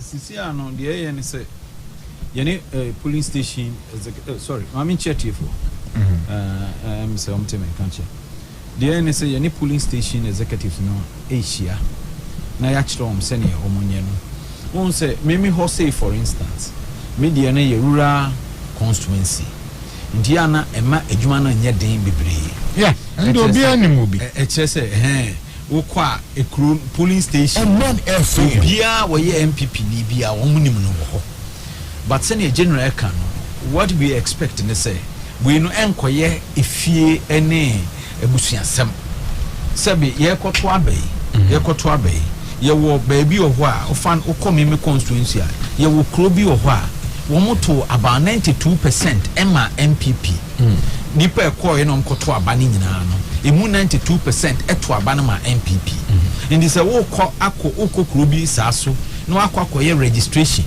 na ye hwe total voter turnout in 2020 no na ye hwe enipa a wo so register wo mu na enduru closer to that percentage then it means one year adwuma no kwara make what you say and the expectation is say is say ye hono ye nkron ketwa na ye nim obia na ye nim percentage ye nya wo ba bia no the expectation is say this time no po bia na obi kra ama meto aba but wo ye MPP ni enti ye say to me register no enti ye ye ni say police station bia no ye target ni say enipa eto aba no ye san 10% ka ho ma omo abaye MPP for they make what I say. Oma be MPP. Enti mo ye ne say still you haven't answered the what kind of strategy but practically how are you implementing it? Say number yam me twetwe di the register no ebe ma polling station executives no na omo ewure fie ana omo nyina ni achoro omo nyina ni achoro it's normally no ya na anye bia no secretary no de utumi chiro say secretary no utumi chiro wa ye coopte volunteers ema omo be ka so teachers you offer no ho police station executives no ho except say ya na duru ba bia ya no mo mpese on be mo chance kakra because woman the chance pa oba no abeje post no but we still have them eba say baby o ho na omo ntumi ntro wa ye ma obi ye eka ho ma ono scratch intino sana we no ye no because ye ho no de ye volunteers across the whole constituency every police station will volunteers ho nti omo ena omo beka ho nti baabi a yenya obi a obetro no anye bia kro bia ni ho a MPP ni ho a MPP ni enim atro wo ho sene tie bia no obi wo kro ni mu a wo ye MPP ni a onim atro nti sene oyebe register ne de ebeye se eduru ba bi ne hu se bia nipa wotro no handwriting enye yi a yetimi ma ne book ye ma no ma printing books wo ho a ye de ma wo mu a se ontumi ntro ne yi a ye ma no entro ngu register na eye the primary document ni mu obetro agu book ni mu na mom ye nya obi a okuta good handwriting to say the general can every constituency office bia no ye bie Intino, you bet me and volunteers, and even some of the police station executives, any electoral area coordinators, you know, my boy, Nadia, ye troa, enye kama, yen to me fengu register no, ye beshe mo matro. Now, one you say, apart from police station executives in no, electoral area coordinators, no, almost so a year Jumanibi. Obi owa na or electoral area coordinator, okutabe 3 polling stations, and I say 2 polling stations. Baby on boa ukuta 1 polling station. In this ekoba say or your electoral area coordinator, maybe at this particular polling station, enipa no ntumi ntro anase ohwe ahokekano na enkoyi as a so no ankasa so edi ne ho agimu bi na ono so eye adwuma ne bi. Nti wo say electoral area coordinator no proactive ono ankasa to be coopte go for go say be we exercise ya ye nyina ye exercise Into obi ntumi nka say me na me police station executive nti me nko a madwuma say the general ka no untumi nya ade we mfa nkonkoche fie say wo nko a na wo ne wabusuafo betro because ye beto aba nti wo nko a na wabusuafo tro a na nko a na wabusuafo akwakoto aba no na so mo ayiw ye mpresa ese say obi anya opportunity so ye MPP ni nko a na say ne kondo so be dom MPP ni nko a dia ese e ma ne kwan na ono so o register bi. And that's MP Edema a chance concerns. In the Angabi, ye no or final statement. Final statement, and it's ye BMO from this time to end of the month, 30th September. After that, you have an assessment of the HMA IE. Okay. But said them kind. This is an ongoing process. Kopem say party no baby yes a baby yeah which I'm not sure say Democrats in the air corner there. And when I provide provided for nipa best 1,000. There's no police station nipa to about 1,000. Even police station grant nipa 800 right be 500 to my MBB and as 600. The book where they better half more will be at any given point in time be up and say we a member now wako children. We are no from 1st of October, you be started your regional annual delegates conference. Regional. Region. We say I constituency every. Said the year no with the police station, America, the and papa Kufiba for constituency. We also know with COVID restrictions in mind. Into some of the regions, Omodoso, this Ashanti region, say there were 4 centers. Yachiche Omu, Ofa Eastern Regional, and also the 3 centers. So far, Greater Accra were 2 centers. But Upper East, started was Savannah. Savannah, there 1 center, 1st October. And that you call Upper West 2nd October. Near call Upper East 3rd. Near about North East 4th. Near about Northern Region 5th. If you are near about Ahafo. 6 nearby Bono is 7th nearby Bono Ankasa 8th. It's 59th all corner now Ashanti region. If you are nearby Eastern region, and we 2 centers. If you are nearby Western North, Western region, Central region, Greater Accra. In Kayeko, there been Kayeko Water region, but Central region no more 1 day be an person on the count. They are shifting on the date now from 23rd and 24th.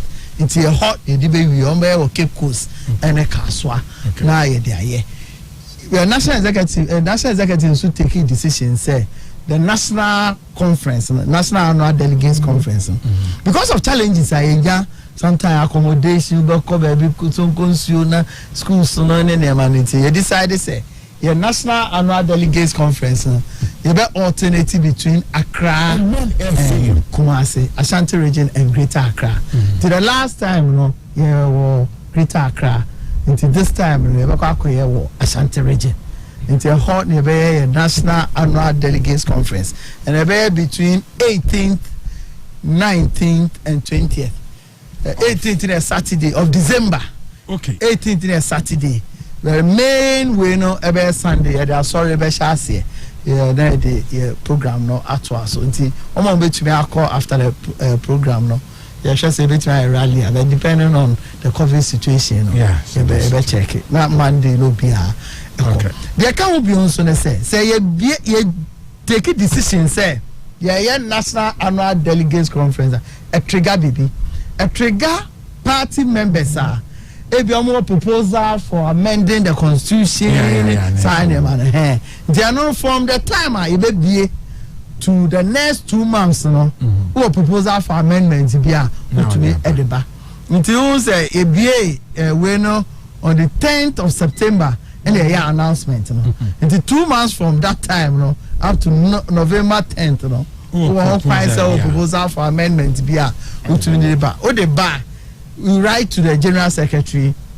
About compiling in Yama 2 months, because a month to the annual delegates conference. I was saying me compile sir, proposals will be a diabano.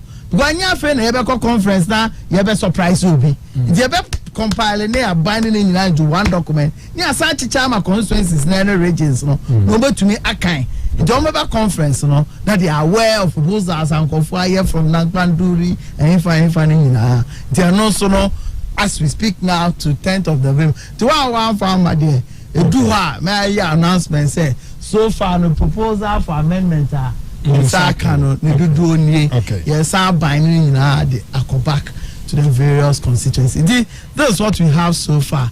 But my may assure NDC for say so almost person your position here because the more issue pa some more can na nya no kra and they say every day kra na say a press conference a press conference to make sure say the thinking say oh your politics who didn't draw one shot na ya fan say e no kra no you be yiri engineer if you they are correct it me say omo nya ready now our responses be as atem the day there almost 25 years we did matter and try and come papa on never general but we make sure say there was say no you bet me aye and no say madam ase na ejuma pa mo ye no makoso aye and also ase but who's a me dey we no me dey sha ase bet man can NC who's His Excellency the Vice President Enra na ne maame e ka baby nka obedi 82 years kra primona best a week before na say no home fan nti o man rush ko nti e de no e kra by nti enne na nyame adowe nyina ye to aso e ko wale ko pen kra be pa bibia o say kemfo no mo ewo no ye different from ye de no oh yeah anka fe na kosi kunya na yakoye na watwe be memende Alex Agbogo minister Wuniuna the longest serving regional secretary for Eastern region afi ni ebe ni 1 week asi abesheda na yakoye bet 1 week no juma wodi ene so aso party nyina be kwa agogo ni I sure say date ni ebe ma no ye ire mfi ni etumi ndadudu a yakoye pen crab pa na esisi the chief nti ene nyina yakoye bibiri asan aba ebejira mo fidie so dia asre nyame se obehu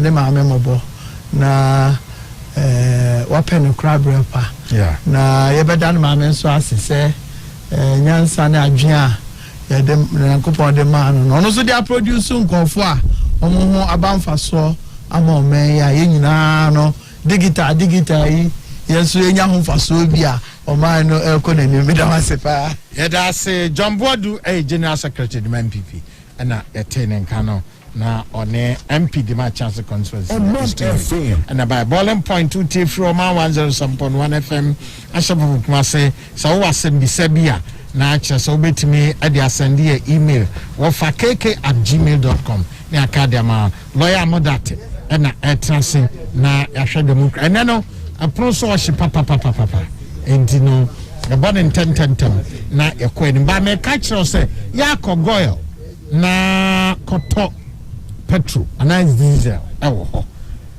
ewiase obia pade papa obia pe ade a ekwani mu ni quality ho asem na meka na go super extra 195 na omo no eton papa na omo ton no normal price. So what they call any other station or tom a boy a wedding unyambia just a girl. Girl see a Ghana for Juma a Ghana by dear Ghana Yuma dear and intino a year saying never my girl when you need to true so more ready can no more jwapa a day amagana for you. Lawyer design Yamina good. Now so swear Yamia dom and some na eguhono na say him say ebinum I say opposition media democracy is under attack. I'm question democracy. If you cry to me say democracy no cry no ho adanko da do bi na ye dey ma few people be no more capture no more the a real state as to the evidence or was or subject to the street proof say so be so be a crofo na wo dia wonya crofo cry e bi a ontimi enka Enra at the bar conference, and not drunk Okufuado can say democracy no is the way forward. obi antimi attack ni statement no how do you analyze yo media me da CP say on manyasa akwanya em say ba bowling point and check akra ache men so media meti ase ba say bedru baby a emu bebu for you yes na fe no sorry ya ba na ye ne man for abenutwe nkombo enti ye chia tie fo nyina ene obi asabre wanya kwanya o pese wutie bowling point na hu ensem a eko oman so enyina so obetia ase ye na sele secretary sikan no me so me fasa akwanya so na me de I extend my condolences, deepest condolences to the Vice President of the Republic of Ghana, Dr. Mahamudu Bawumia. And say about democracy so no. Tama meti edi na me dwene ho say na say uko game. Na say game no ulusu a. I don't think there was a thank you to. Ako game. Game no ulusu. Na wafa ontuma fra. Na what yes krum say me da ase. The question is say why o na koda ase say what lose ana say on lose ye so what lose no na twen na da kwa kufuado tamwa ye find say breach e to ye nyina before ya win no one ko thank you to or call listening to. We show the difference between Obia Sebe until near Biasie, not Sebe patapa, and Sebe tinti minti jai or bonium mintio no beka who ain't here no or call elections, let's say elections no call to cast a wall lusua. Or say me call thank you to. Now thank you to no so all corners no. And someone all can be around. Ye Musa who say, I am someone a dear Niger ba a man for mu. I am someone a dear crunches some a back Ghana for mu. And I say, I am someone a dear who a top Ghana for Adrimu. Now don't go forward or call listening to or call tie every Ghana for her. And someone a how or call tie every Ghana for her. And near ma omuhia omu concerns and na all sounds or identify barrier and near ma anunti amananti mi anya abanyana ede antraso send a beya ebe inform no next time so all back elections are and near ma Ghana for here of who say or another go sorry I know see 1D1F and the answer is there be. Ofuso sorry I don't see free HSS and the answer is there be. Ofuso sorry I don't see agenda 111 and because I lessons are or see from challenges are or no affair. Now dear, you don't want to learn. Lessons learned after the failure. No, you don't want to learn. But rather no what tears park so what tears chrome and now dear tumpine ya trene and the all can someone who and someone Emma empo woman amanonia ompeso musika eba omayimu fi say oman no aye akono no and someone o kanu ebe bo mu hu enunti no investor and oti Germany oti US oti Canada or free Russia or free Europe because me ko Ghana edi misika mpo akosho ama 1D1F aye ama agenda 111 ama after year eba Africa for ye be digwa among ourselves your what population ye afraid to say market size about 1.2 billion yeah ye be digwa the headquarters aba oban mu no odia ni say enam say akonwa no wanyanti no o betum futuro o de hu e beto Ghana for so enu ti no start attack kabi ma min kan bi de ben abai democracy. Now let us look at democracy. Me person be twan for ni bi democracy ankasa no ye fa say e car ye started car no 1992. Na governments aba we banaku aba upheavals aba da we atu kwa Nkrumah ni atu we ni ayese ya any bedu 1992.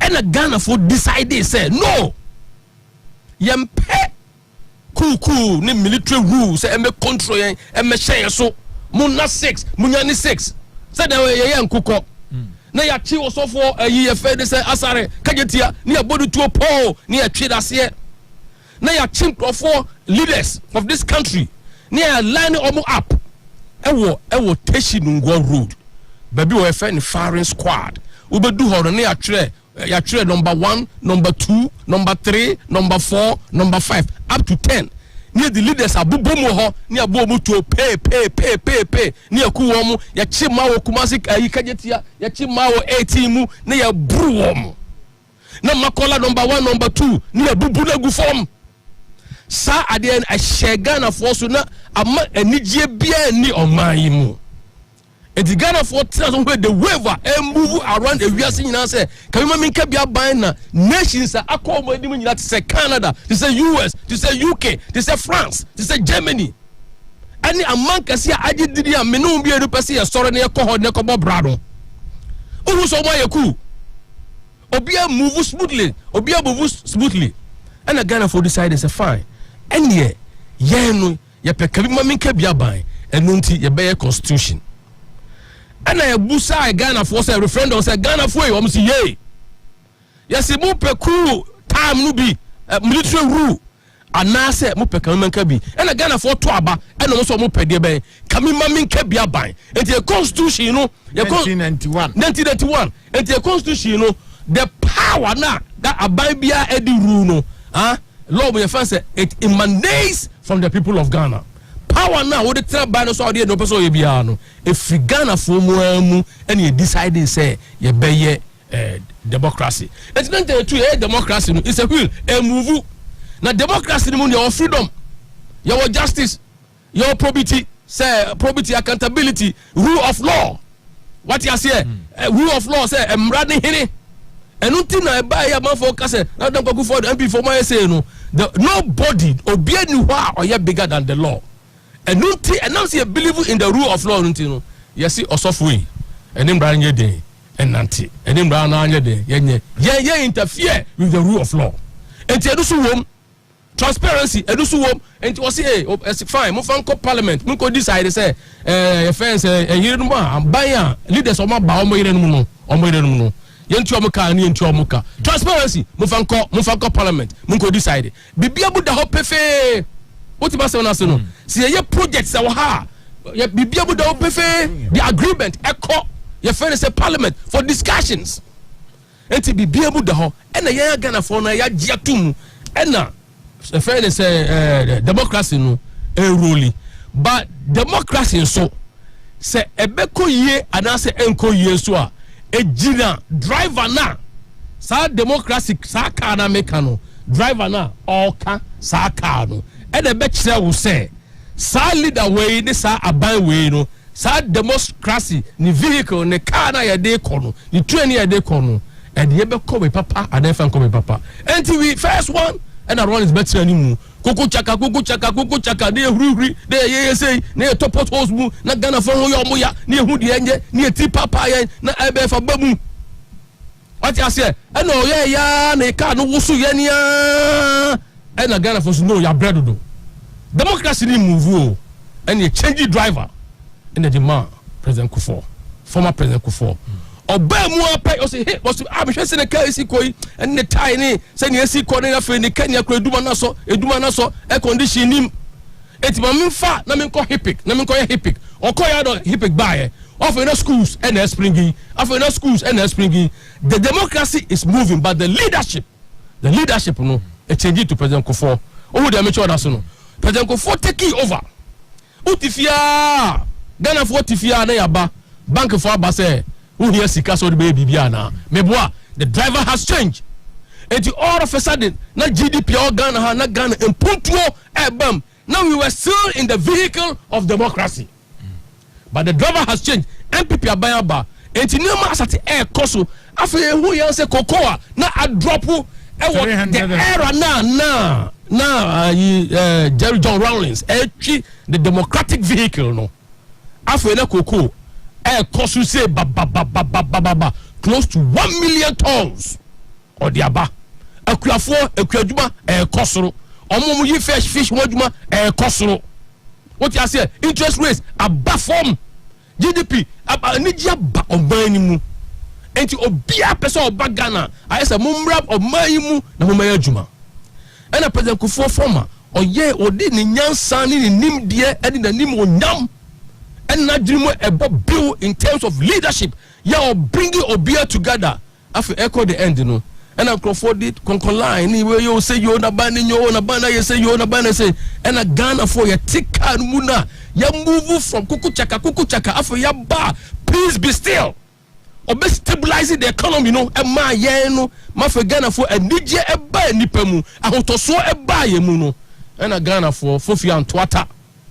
say man na dago fado antwa so Ghana for say empe no ena minuanom e be fire so ni minuanom ena minuanom president ye fed say but I miss obe tra kan anim obe tra na kan anim for so say so ye movement afa no masa say e declining anchepi yes papa no so why then we twahwe awu anopa wia bi afa ye hu ya se aba mna mako nine afa ye decide which one of them didn't betu na we ase away minua wa hu obi a nipa wa wu a ye kosie na ye ba amna more than one pen ye hu bi da but bi si minua no time no so eno mo koye ya the same democracy ye change no ena wia bi anwumre bi awia bi kakra sa no papa John Dobani Mahama sebe oko thank you to me hu bi dai wa lose election or share black suit or parliament and you're sworn in as a president also driver no actually but the same vehicle of democracy is moving oba ya pe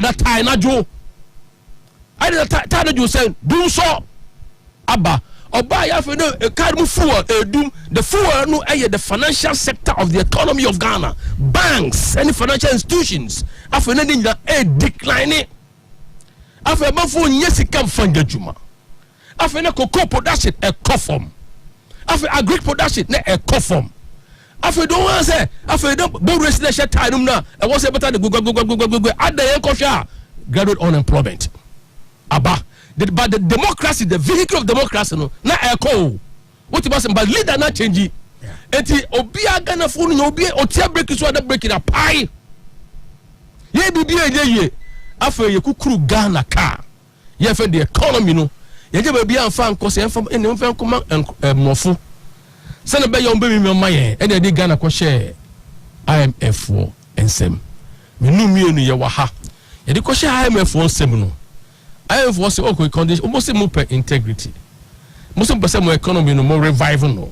Most person economy no more making sure say bibia cost per one dia and you move freezy employment. And the teacher for the carry that make no mature hour na carry a week. After the teacher for come make some Friday yes yen tuaboka. After nurses o ma lawa say the mom was a master minti ya. What I say after no bebe asati aba o ma Ghana for hu chomu esum bi atuye na car odi kofa bampokum na odi akọ na ndwumre na wotwe na car ne kania duru car de betimi aduru mampon etimi nu mampon wona duru ensuta anase kwaman enti esum aduru Ghana ye bibia enye yie enti eno so ba ya na Ghana for fine ene ye nto abai ti ye to aba no ena 1 million difference between the thank you tour and then the listening tour. Ebaye. Now ebaye no. And you change driver. You change driver. Now say driver no. I hear listening tour. Now what nim ne hear man in my ma. Now oti Ghana for say.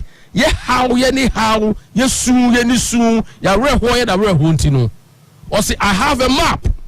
Or buy any first instruction to Dr. Mawu Bawubiane say mum putu adie bi e fe the dashboard to get a dashboard you say I say what track car ni mu now show car won say speedometer no wa ha speedometer na wa ha say no fuel na gumu no say na etie and say ha na me so mechanic and ha na me chima me wiper na be ko so na me the car no akoboko e no mo build a dashboard na dashboard no e no mo san ye road map say ekwaya me di mu ko no bebi am pesem di Ghana nyina ko eye pempenso bi a you find Ghana beyond aid. Also, we are still talking about democracy in the republic, the fourth republic. And I started from 1992, and they changed drivers. And I will do some pensions. You change driver 1 Rollins, you change driver 2 President Kufuor, you change driver 3 your friend is Milianum Prof. And Don Domani Mahama, you change another the 5th driver. And now what this stability about the economy? Now let us look. Obaye no who said no. The ball race in that time ajo.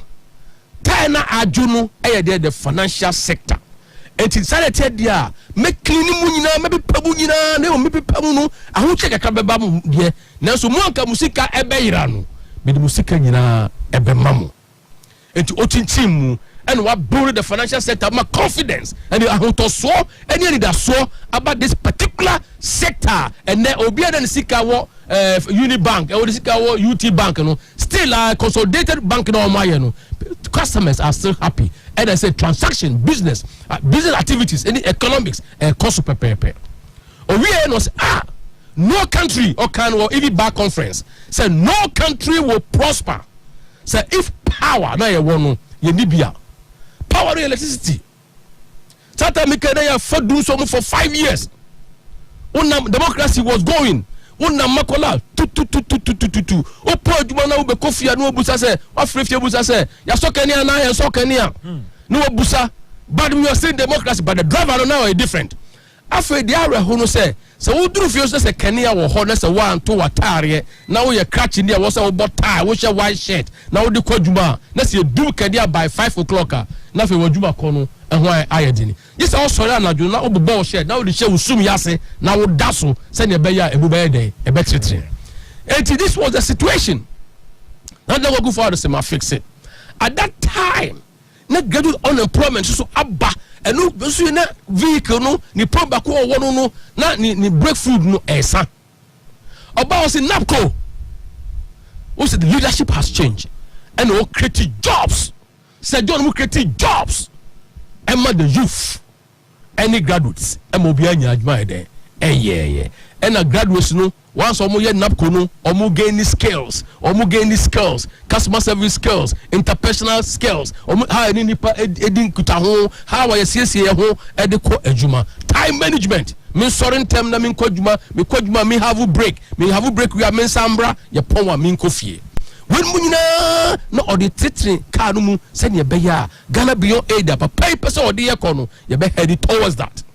Now we no society they are Ghana free kwame nkroma person ba nyina no ye fa ye kokwa de ko abroche raw ye fa ye gold de ko abroche raw ye fa ye tomatoes de ko abroche raw bibia di free akwa abroche bia aye raw material and no so MY first leader who second leader saw it President Kufuor build the foundation the economic foundation and a third leader no the fourth leader by on be collapse no democracy a movement and a year ko yanim and papa iba no Senator dia media me my enfaro make change the gorgeous back economy no to value addition say you bet da you tomato ne yen they met me ayen say any manufacturing any industrialization but me started from one district one factory yeah that Gordon from the introduction preamble mo ye no o see a year over 104 1D 1F yeah your tomato ye processing your rice ye processing etc. Now sir companies we na ye build factories ye build any firms ye build equipment ye building now so and sign high nipa enti now democracy is moving the driver no our map the driver no our who said the na the tabam because incompetency so one person who said democracy ehun here not the leader no ehun here so 1D 1F oh yeah now we are moving oh we are not know where the we are see air kono baby we are see air kono say Ghana form more from ma see ya mom hu akwanya ama wo mu ansua nwuma na see am prepare wo mu say na be ya wo beti dey compete e wo Ghana ha a compete within Africa and the world outside Africa no Ghana ye beto baha ye be bo adadwa enti mo from me after the listening tour not thank you tour where yeah who speaking all threatening Ghanaians not the thank you tour who ko kuma say now who can you pay who ko terrestrial radio station now you dede and then you want to review something but you have no ideas. If you don't have any idea, how can you review? How How can you review idea only part of the creation? What you want to review? If you dare to review, you will destroy it. What I say, because when the creation was being done, the thought through process want to keep part in it. And to now tell Ghanaians your alternative. So alternative design. If we are doing one district, one factory, tell us your alternative. You can't tell. I'll review. If you are doing agenda 111, tell us your alternative. Who's the multimedia? Yes, who the negativity. And we are very proactive. And to us from my mobile, you more museum science, technology, engineering, and mathematics. STEM. Why? Because country be able to be a to an amoko anymore. The human capital development, you know. Here and she said, from here for Mo, or Momunisiko, or Momutiaguno, or Momote Poya, or Momotu Yamosi, and the Ekahono, a biru Bachimota, a biru Disadel, a Omuko all over the place, and acquire the necessary skills for the future. And I am from Bayabim, and this is the driver. Democracy has started. This is the driver on the air call. Now listen to this. Also now we can go to university. We better mimi to be what tech no. Because Jilo was net.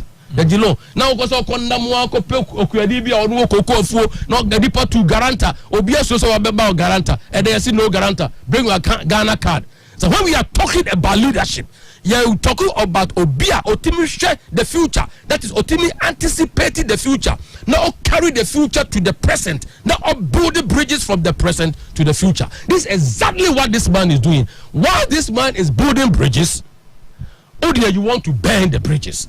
Now say wait to ho na say we Ghana now to ho na wo tie say na don kwaku do all can say the beya ebema Ghana for nya da so within this our democratic dispensation can me nka bia ban or listen to Omanfm say the beya obe make programs sir ebe benefit me any wo and nipa enya enwo mo. Now when the card air corner why your financial sector one district one factory or body education or your agenda 111 and chepi and a turbulence who's a plane, so what's the plane that's move from Accra to New York City. That's about travel all the way to 35 to 37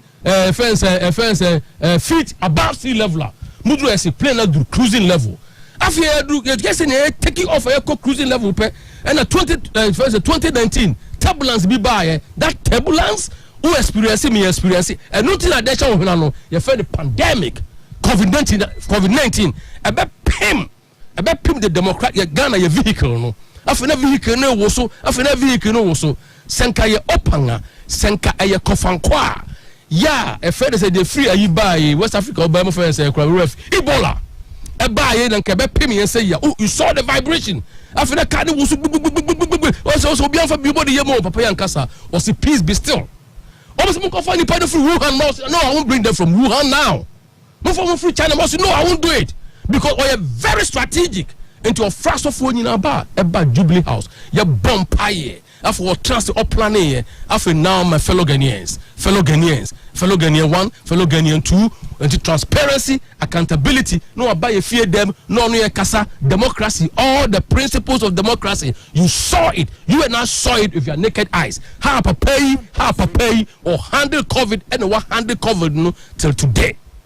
Ama ye turbulence ne buy no as if say Ghana yam face bi and the name papa yi oba person oba Dodomani Muhammad na okọ thank you to so o hwe ni manifesto ya no dey ba 2020 the first paragraph say the failure of the Akufo-Addo is because of the way of managing pandemic or no be criticize the pandemic no and okay so no an say no be handle trust me and this time we were then can biggest me can say Africa because of this COVID no you be say any people would have wanted be no and we will experience it. So democracy in a move but the leader and then Volkswagen aba Toyota no expanded no ma air cost or could Germany simply so or say Ghana is ready now say unye good leader how can you say Ghana is ready if Ghana is not ready or say this is our business credentials. As a Ghana, ye bobie enye. yɛwɔ resources ɛwɔ ha yɛwɔ nipa ɛwɔ ha yɛwɔ Kenya ɛwɔ ha yɛ judiciary no so no ɛno so ɛwɔ there ɛyɛ independent and free and sɛ woba ha na yɛ business woba ha na sign investment agreement with Ghanaians a yɛbɛma anya stability clauses a wo sɛ mpo aban po change fiscal policy bi do ɛbɛ affect now wo gyina hɔ ka sɛ no it's about do or die. Now you want to attack Adia Ghana for Adia starting a move. You want to attack it because say and you're not here Kujano Suntino. What could you Bonteno? What to two boy say Mufama 8 years, Mufama, but there's nowhere in our constitution. Yeah, I can't say over 8 years. I was a changing party, near the man of that party. There is nowhere in our constitution. Constitution is 4 years, 4 years. Uko you Ubo 8 years you are that person now your president cannot come back. But one can say so Uko 8 years you are party now also cannot come back. No constitution and Kasa. It's a Ujona who as a former president was swear out. Uko second schedule of our constitution was swear out. I check Ghana for this year things and say at all times you protect our constitution at all times ube defend our constitution now ko jira Kumasi uko jira Bolga uko jira Baby e catch us say emra na so yama umra he now when the catch us say is that what the constitution says? That is not what the constitution says. Now Bejoka say it's like do or die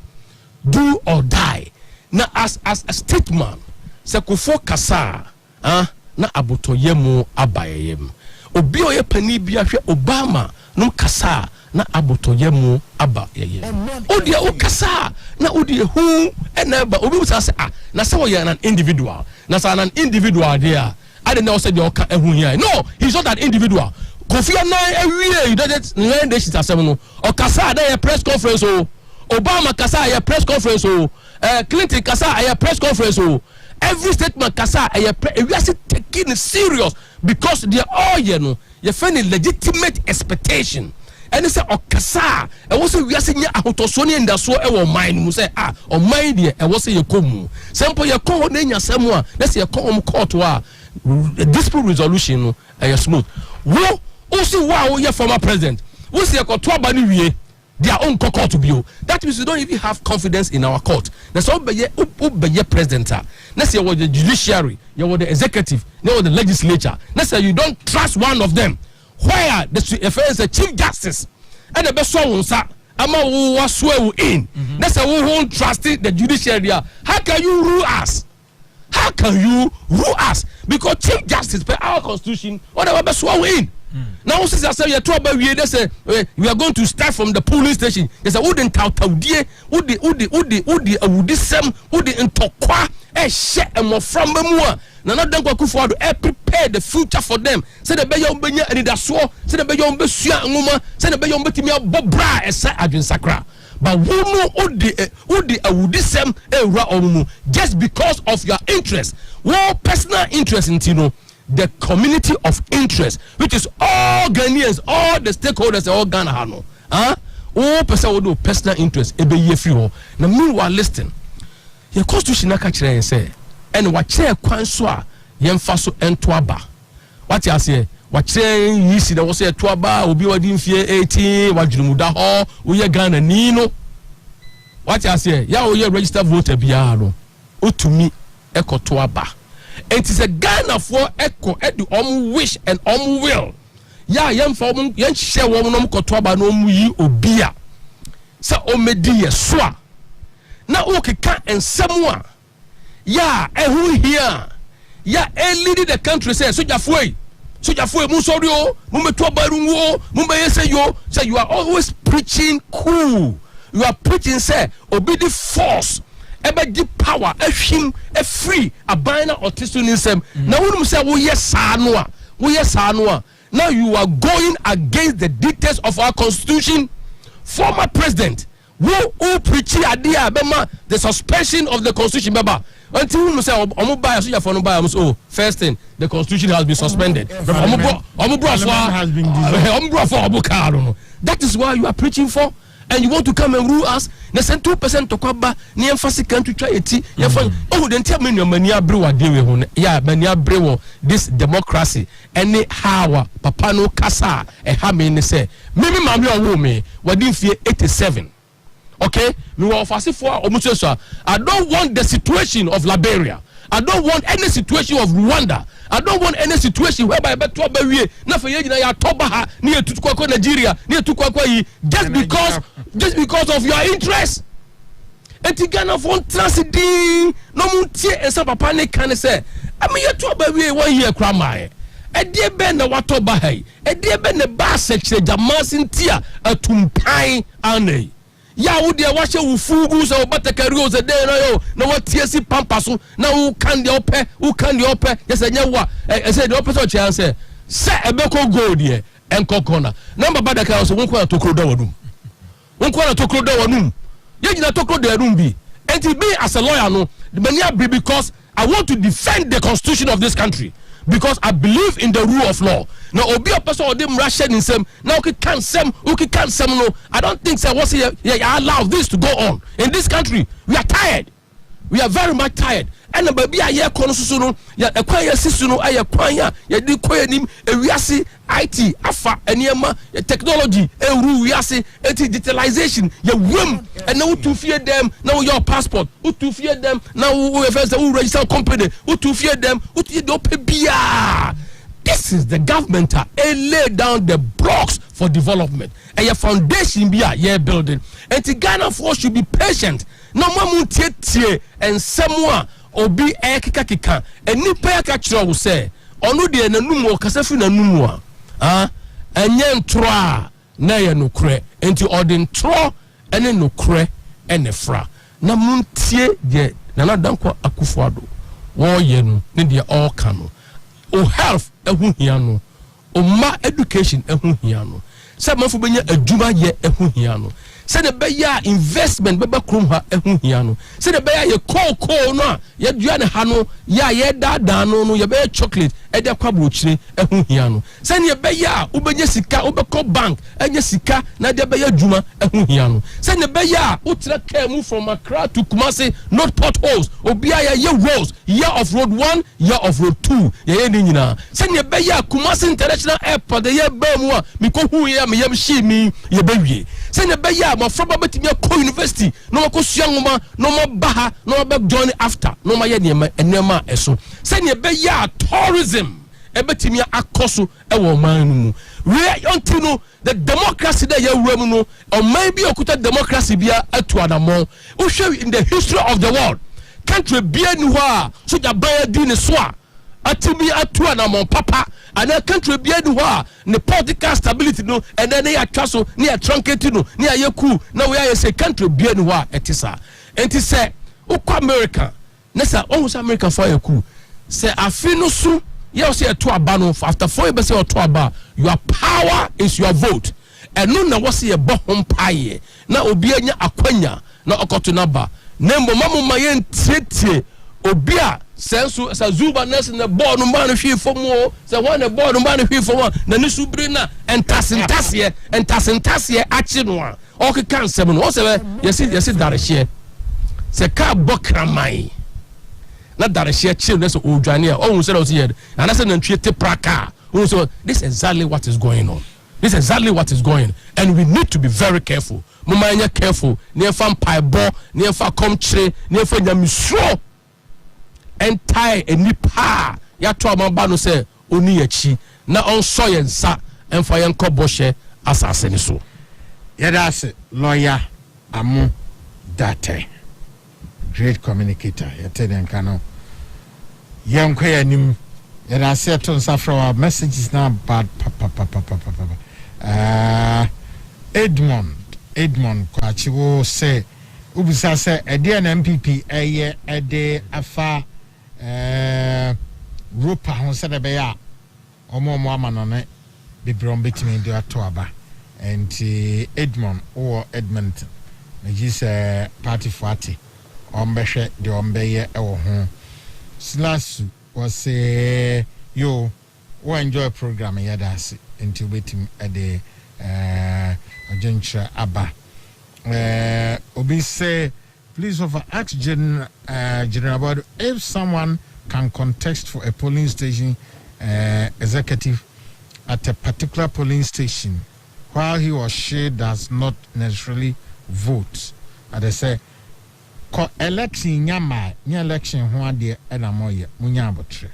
Which I still don't understand why ex-President Mahama wants to become president again. If Ghanaians don't know and make a mistake to vote him in 2024, he is coming to worsen our case. You, what dear, I don't know. I can see obeying just so they say. Also, offer to break the 8, we need statement and hardworking people. We need strategists and hardworking people like John Body to lead the party at the national level. Some NDC members have seen that JB is a threat to them. That's why some NDC members have started attacking him. But it won't work. Regards to Chairman Odenho Kwasi Kukwapia. Message Bebro Hoba Yakuya Nim hopes in other attracts. Gather Benfonso. Hey, Charles. Okay. Eba. Yakuya Nim Charles. A brainty. Via Dika Aka. And command me the Dika Aka. So was a bassam. Asam aha. And you know, Madawanya Baha. And any update ana. Yeah, update quick because and I hope see Mammy chat here for. Now mention I have forces so. Now if I was to mention I wouldn't say I do you say the Hana Ganati. Now almost I fair. So. You know, see you na mini ha mom de. Na some kesi a tesa so to yen. You can ya papa also Daniel Champo. Champo. You know your 2nd October. Okay. Nyame fa na currency e ba ko ja papa. Kama pa. So they now for Thursday. And then on so na ja o kire yen paibo. Over asemi e titia. Mo say obi asem ba obi a o de oka. Na penny for say o yonko da ene wo da. Emra de obi enu so chen emra. Enti say Apostle Dr. Usubempa ofum emra. Na se emra ni di a. Asori ma ene mi ametiwe yentia. Ese emra eye ne djuma. Se be ya obi a so sabi o eye bone a emra kro na be den e be ya adwuma. But over asem no fiti ase ne na wiye me bone nyina tofa because emrenti. Papa wa sorry. What say hey koso abonten e fa na sofo ho. Enti ofohun say ampa police for na be fa asofo we di akire akodansoma police station. Dansoma for so nye de nye ne be fa omo tie de omoko regional police command. Also kidi ma mini asofo akire den enko because as company as father of the house. Ogodu ho no you see a veteran statement. On the office be a witness statement there papa. E bi akire acquire caution statement. Yan kon yana e de na to afiase. E de to afiase no. Emra gusu ye na djuma. Police for the na court are reminding no. Any problem be about that because emra and e adwuma. Obeda cells. Ne home fa no. Said you be a quarter cells na say ne home fa no. And now the prison. And now the prison. Ye man no. Sentence ya convicted. Yes. Now hon. Eba sa no ye tuanamo ema police for na de ne ba OPD. Police hospital. Yes, hospital be o. Emma doctor share no. Doctor share ni doctor okay. The situation says there say or the to ho. Na ye test ahodo. Lab ahodo na ye hu kwan be so a sabi o we timi ama na ho to no. Na ho to na emra sa ye na djuma. When na that hospital ho no. You near hoping there will be they see hoping will be. Even threatening of his life crying na ba mu bi. Police for da ho police for aba. On ba ya be handcuff na bo bed ni. Hey, I dey asem Satan make us say so police or that hospital no. Police need to chain. Now police for be afi bia ba say order from above say ye me handcuff no. Ye handcuff no wie ya. E ho kasa koso amaja e handcuff no. Now another 7 armed police officers asamba say order from above say ye me you by force and find come back to cells. Enti enya doctor or admitting na yi no. Police for na force so handcuff condition na owo mu a and by ya admitting no. Yes. Doctors are omonde wonim dia ombeka se ebia se se dia ne ho tono ba yenyi no and I say doctors in there nyo omo no house in here so make obeka ne dia see echo police for no anti-terrorism unit for nipan son ebe man to set say bi obi a wadi ewu a train as dey koto police hospital na ayo hu se me wom ni say e ba sa na ye man lawyer so te Gary Nimako anopai na Gary say sabi nipa a wo yare de enkwa de emfa ni agro ana nipa so on film nsem enti no sabi police for enti ase ne ensan fa ne nko ne enko he no me say Gary ka fia no pa be si anwumre almost 7:30 and na police for afa no makoma ato mo yem you ready say because obi say obi I said dampare say is it official? I mean ofa na asam we dey sabi o baby and hobbit man official say ya trouble say dampare say but that is the information the police are giving to us. Say dampare say he will deal with him. The police for now. Yes, the IGPD. Yeah, police for no. Obi obeba ho ba baby and order from above. I say IGPC. Me say get you so for usu be court no. A chain. Me hu bi da. Na I know who say me woman say. Any party say Gary can court say. Sabi ade of papa yi. Simple sana wa yempa. Court ndi tell me here. But court ni dey abono.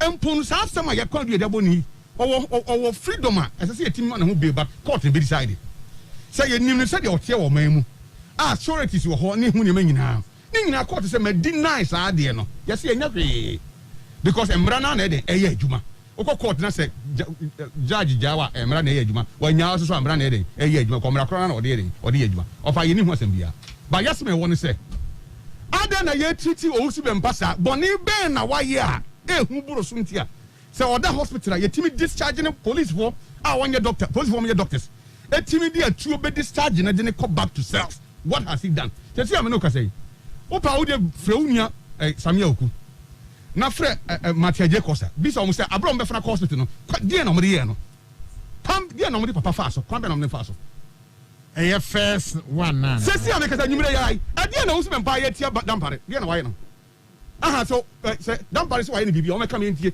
na ye nko hu otekoko so tumfo na on fa dwa to amra no boni ben o se wa ye tia na on kam entie. What wrong has he committed? Nobody is saying that police cannot do their job. No way. Send pani ya de ne famrem. Emranso de omfam obi anso nsi kwa. Obi nsi kwa. Ne mom ne right to live. Over. Nya so opeso obi ahihye ba nipa de sa wonya yare dia anase bibi sa dia. Over ye tuoi. Ye nipa otimi ne kasa nopa. Within 30 minutes what yes wo. Yare wo obi eni ho boy yare ma na ho. Of I yare bi uso yare bi uni say yare etie yare painful. It is obi yare ya now IGP on yare da on charge no da so yare ko hospital nti ebe they say so yare na say or that hospital near the surgeon sir would you be happy if you know a human being on nipa but just we are sure sir or no na man that instruction Omodozu yeti ha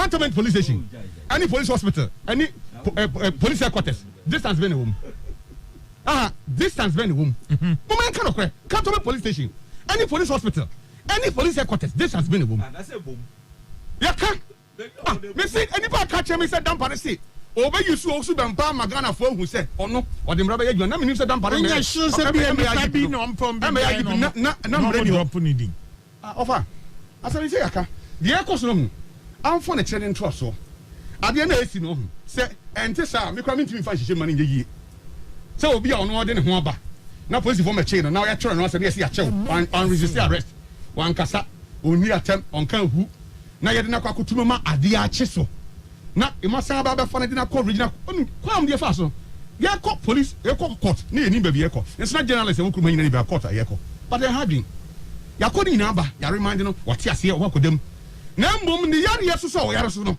wo se wo man hwe na wo pese wo wu ana wo pese de na wo pese wo ye no so man hwe na wonim say asem court na say court di bi ni police for nsem bi ana ho afanya sa depends no be a case Sabia, so your suspect no police for na say omu yon hwehwe mu dia ye bury mando in the police custody na say offer and decide am there now that the police for man bail sanka oni police for nsem but the only man remind you that court really decided say what you na court what you na prison and what you na police for so you na security for na dey also na what na police for and the other na police 4% nin kwan na owo no so ho ban na and the owo ho right say o man ne kra bon ho ban no police 4% e bon ho ban adentia eno dey IGP wo kro we mu eno dey legitimate me say maka to me say na owo umbeku na munku na Bempa will not be the first person to die and he will not be the last person to die. Now the minimum say any pan kwakure wo mu no ye wo expiring day and expiring date for life. Akodwa bia ni ho bia betra so akọ wiye da. Emre di ya da na da ne. Na others na ye ka no obedi mirasa. Enti de ye ne nam o se nkofo bi ho a aye papa okasa no kora nyame anim. Papa ne ye bi o ye enye papa. Ni nyina mu nti na mra eye adwuma wo no so. Enti obi bo a ompe papa asem. Ne kasa anya ne de. Obi also wo kasama amanyeko bi enti me ne nyɛ fine me tan no saa ne me nyina wo ho but yem bi sɛ ho sɛ wo papa unua wadamfo obi bi da police station na sɛ mpo wayɛ bɔne kora na mmara ne ne dia sɛ yɛde ne fa kwan so sɛ ɔda hospital na drip si ne so ne yɛbɛyi free ne so abra doctor discharge no ne yɛ ma no so de ne kɔto cells back a yɛbɛyɛ ɔda asensɛbɛ yɛda ase Charles Osu ɛna ɛte ne nkan ɔde bɔfam bowling point 2 free Oman 107.1 FM ahyɛfam okumase wo sɛ me fridge ma di na ase me ka sɛ me pɛ week a mampani abɔ dwuma wɔ mu paa baako a ɛno district and apart from bibia no wabda dwumadi asunku bia de anwumre afternoon sen ya o ɛna mampani ɔyɛ presidential business support program ewo Kempiski the whole day and so na owie na nwumre ye and a Ghana Integrated Aluminium Development Company yada kenso omo ejuma die sonko a ye nyina na ade ani adi akire ene no ene mampani apa ho ntoma na yebetwetwe ho enkomo na Hobson awa ha very brief neja yeah very brief etimine yedika mechia tiefo nyina in fact we ko bi no man ka bi de ya papa Usu Bempa ya wishing well edno adwumre be by this time na mene Usu Bempa bo papo ya yes asese ekoho enti edu cantonment police station o mse o mde no call police hospital ani ekoho no over me introduce me ho any ade nurse ni o horo na tikwa pai cheche o mpeye di mo atwempo wo ma ye kwan ani say madam nurse nyabotre boko cheche o mpene kra enti superior bi na bae anu aka so me ma mo 5 minutes mo de mo ne ndi nkomo na monko ani ye enti ye ne di nkomo wie na ye ba bepie no na siasa ba mo ache dodo alo Usu Bempa ka chen say what is the meaning of this me yere ye nurse o nti nyabotre ma mi so on TV da ande chese isu browa aboa papo ya aboa papo chese what to tell no kire ya nkasa afi asoja kan say a police fo mienu bia no mo so ejina kwan na no omo ya ma hu ne tutu omo no mo tuatene ye ko bi aso ebe ma no wo me ha say ye body tuo anam say na wo so free river Lance Corporal over Cobra ndie esi ho nra no eti ema me frɛ eye Director General for Administration eye COP ya onu anam say bibi say na kwaso na me me nwanwa kakra in fact we try okulu ye down and ye kasa ya na chese eja yeja honum ene ye de koye na wonim me ko ne me hu wo ho no over Cobra eye so painful. Why should we do this to a human being? Because me share ne nsa ho no. What you say, ye play you cry the drip person so no. What's almost of 5 pa until na nsa no cry ho no. Adam say what is happening? Adam say because Adam in person akuma betu. Adam say normal ya me say on say na me hu ne ye. Normal any ade.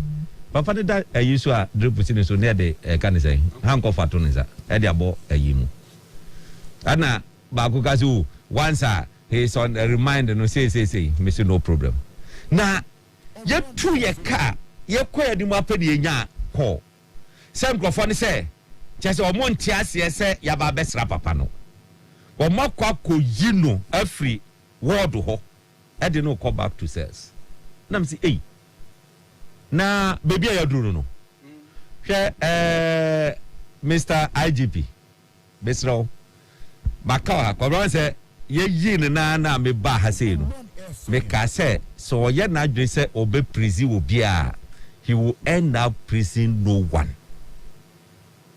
aduma na e dia hye ne nsa no onhwe ne ye say me kire say emra ye aduma obi anka se ma emra ye aduma na sa excessive force ne ade no every river na uhwe the attitude of this personnel and no more honum na over my dream nyama bebre na meshe da atro ankasa because yesterday Monday between 8 and 10 a person for no more honum no they need to parade them na ye bisa nsem because it's not normal so mu be yesa mu ye wei sabe na papa no wajikuma na mokoya na sa mobile ene basa na mo betutu na wi na sa mobile den what is the meaning of all this yes re yen kan se ma emra nya dwuma wu na sade na omo ye no omo nya botre ene wutie na jegezi wase are no bi what is relevance in this what you asema woka wase say ye do mahama na president no no na jegezi yes ade na ye fa no ntumu da mahama amhwe emye fa no ntu but what you meba poison meka sem yes ya yiso me so no cross be ko over gobre beba mama do sisa ne be am for better tie he will not be allowed to poison and discourage MVP for an encrophone. Yes. See, because the no. Yes. Or person crofo din anado hoya. Or person crofo abufu nanado. And it's so unfair. That's right. It's so unfair on his part. At this stage, there na jegezi ebeka ediafa usubempa hono. And so said the adjuma. Ofa meba ma to ase. Wa mama no nsi so obi be adjuma do ase bone. Sasem na wo kan ye. Ana me tena ase ana me se look. Akufuado enye obi a wo twitwatwitwa nkrofo anamu. Say asem aba ye de ade e famra kwan so no be ka si dabi ma apolisifoɔ enye omodwuma. Akufuado no do that. So but law enforcers na omu ye adwuma no. Omu na ese omu measure womo actions and womo inactions. Eso mo measure. So when you no. Ofa ye ka nyina no. Obi yituo and obi su yituo. Eti the other person no yituo no why? Are they saying so money abana? Are they saying that? Hey, IGP dampare money abana se den. One side yituo, wo se mo ntiase.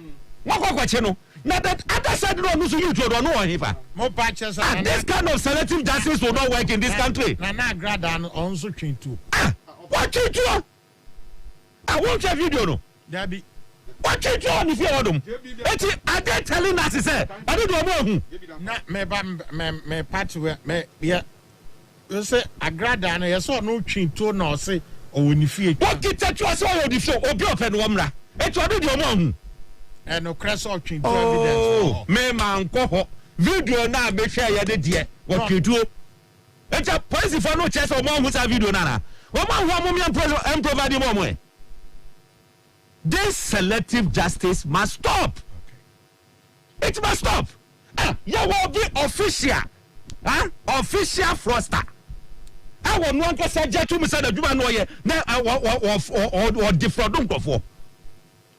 Money na ma say na dey evangelist money na no kwabre se emramu no se otwin tuo dia obi go bu money en no se otwin tuo dia What do you say? Me say, what Chitro man, the boy said about who grab a G2 to finish. According to video, I may share ye. I may share ye. It is what Chitro is watching, and the other person who you told there. What do you, why are they? Is that person above the law? Is that person above the law? Hey, IGP, W. Yeah, man, young what is out? Young what is that? As he said, justice, you know, a trouble, Of course. As a trouble, Saying, oh, me, sir. TSA. Nana gada won fie. Ana ono yes. So for so ben papa. Omra won fie. Yes. And ono so de abufo de ne nkrofo no. Omo kwaye na omo aye video of some krekra when he had. Wasagrada nso twi tuo dia. Papa be allowed to just 5 minutes. Someone for mega. And Mofrana ye boninti. Na mo se papa ye mfunso nti. Na emra ya adwuma. Na emra ya adwuma. Sa na emra ya adwuma.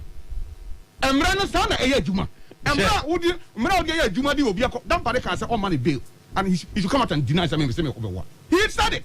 He will never give me bail. Onko court no kunya bail and dem fa na ho. Akọ court wanya bail judge na tum. Any problem. Wa baba bedam. Nim kwa so e. Identity of person or the papa for Sakwan. So that is the word. The person business side. On any personal issues are Omra Bontin statement. Many personal issues. I would want to see to say, yeah, they never fuck one. I tried the video no better pen time so Madam Palino. Okay. I know who you are. Your papa no. The oil papa is serving a old charter. Now say papa for air can you ever check them with the Obi kind of Bianca because the Obi be sabi. O ko trust him David can send be. Or say aso Obi ni Sophia Jonathan Timena Doyana. And then the Jonathan let you say. Is he saying that Jonathan I called the walk him? Say, penny forcing. Say, will be of course you and a boy. The wire papa down. Yen soon and could and you will be sassy. I said, Obian him said, Yamaka. Apostle Doctor also been a perceived MPP person. Oh, son of Walker. But we didn't show in a minipa. Or can you but among what Bonte, son of Kamasem. And she says, I can say, MPP will no problem. I'm running a year because I'm running MPP near NDC. I am right. Yeah, the question is that Nampo Samraya Juma under MPP government you treat say our police cells and a hospital now. That's the problem. Because abiding team in Kase. Chas, yeah, I know there. Let us what? Mayam fa Mebamba Mayam fa political party Ememukra. That's why you guilty. That's something no can or no. And I can tell you, say, as soon as we buy here, and then this is for Shisha Kukutu. Remember, I have me back on rack. Yeah. So this is what NDC, the Umbega bet in your to their political advantage. That's right. They want to do it. Yeah. Nije Gezi, the all can be ano, or can say a bank for Bedia, say, Emra Yajuma. A honey in aye, but so Obi Yari, not a prisoner, even a convicted prisoner. So I am entitled to medication. As I said, suspect is also entitled to medication. That's right. Man, Obi am fan a personal, and I say, the beer and Shema Bessa. You see, the law is bigger than anybody's emotion. Sure. It's bigger than anybody who will be one-on-one. Yeah. That's not the issue. Yeah. That's right. That's not the issue. After all, police will call court. No, man, Kwakase, ni huwa hinti. That's right. Mrana, momo say, what form no? Adiana wa court. That's right. Obia, look. Adiana mada. Obia, sembet mi atono. Sure. Yesu krano no di no. Atono. Oro krasem to anajubre ye gira so di na sam abu nu kumfo meboa na bibi na ye bibi an so we mpese be ka na ye mom pa ye ma so for so be mpa o si so nye no 30 years in ministry na me de ye me ya na say child let me say yeah first so omoni salis funom si so do omo ye online sure oyo na social media man they didn't even need the media for anything. No. That's right. As far as 81, 82, 83. Yeah. Abraham Akumo sorry wo Kumase no. Ne social media bi. No me radio announcer. David. Nyankrofo mpum ko ba bia anka. Na say ori ori edware 2 o'clock ne ko. Na say 2004 ekura na social media ni ho. Afedia dey na mudi through social media. Ebe ye no obi ko. No ordinatem no the money. No ensusu okay. It's so unfortunate. It's bad. And he's above baby anyame. Apejana koduru. He's above that. When is and so for self. Insuo to nya no gidem. Na metima catch her say, "Fela na work agana aka no." Asofo on kro ma story be almost 10-15. Sofo self nom, sofo obofo nom, reverend watchinum and the other pastors a minimum. Ya wa sofo no bi ha. Omo person omo de social media and the trend and they say but they are about that's right. And the language I come out of and say, hey, look at the general and the omode no. Enti ni wani bi ho fa ye ka so the work no. The meti o me no ka say na bempa pon ye ni say dia. Na ye no bi di omba ye den. That's right. Enti police for no ye mo ye no. On fi say bia bempa no mo ye no sa because obi fi say ne ho ye ne. But say na e dey kwama afofo no. No dey nsasa bem. Sofu bempa say ofu okura ofiri so. O wa sorry o followers o me sorry ba. Sa na watete asofo bebre wo man mu. Asofo mpanimfo no mo nim no. Na mo gi di ministry di enyina wo ho. Na eniema eko no ya dwene say we are dealing with suffer bempa ya nhwe ni yi a de beba no enye papa obi antimi ntwese kan obi antimi nyehwe me de ba ko pe na eja police administration alpha condi no otu ono ho ba na oni bambo be dase enti kobra medi wie wo ho no de make nyina ne say amanfo enshedin asori mani nyina mo mama akoma mra fom edura mi hu se na ebibuo fupa na chese nsem o mo ka no mo nyina munya botre bibia bekoye na de meka e de atwato ne se nyankopɔ ya dum a weekend fixing the country movement ye wo New York eti yenuanum US for mo hwe adim nyankopɔ ya dum a weekend ye ne mo a ene wo honum a ye ba bedi adwuma kama I'm say Dr. Champon menena akasa ana the national chairperson Obaya yani mu akasa Georgia County munyina munhwe anim nyankopɔ ya doma ya beba ma bibia akoso kama dwumadi ya ba bedi no yatimadi amana akoso ye eti sabre ya de oman puntuo mu nsam banti no metwa media no so deja obato aso no mo dia bre so na me fa time no e so mo dia so ya impromptu but it is important. Boiling point 2 from Oman 107.1 FM HFM Kumasi affiliate stations nyina eka hoamode every thousands of emails na aba na mobe tiase de amaye sana etie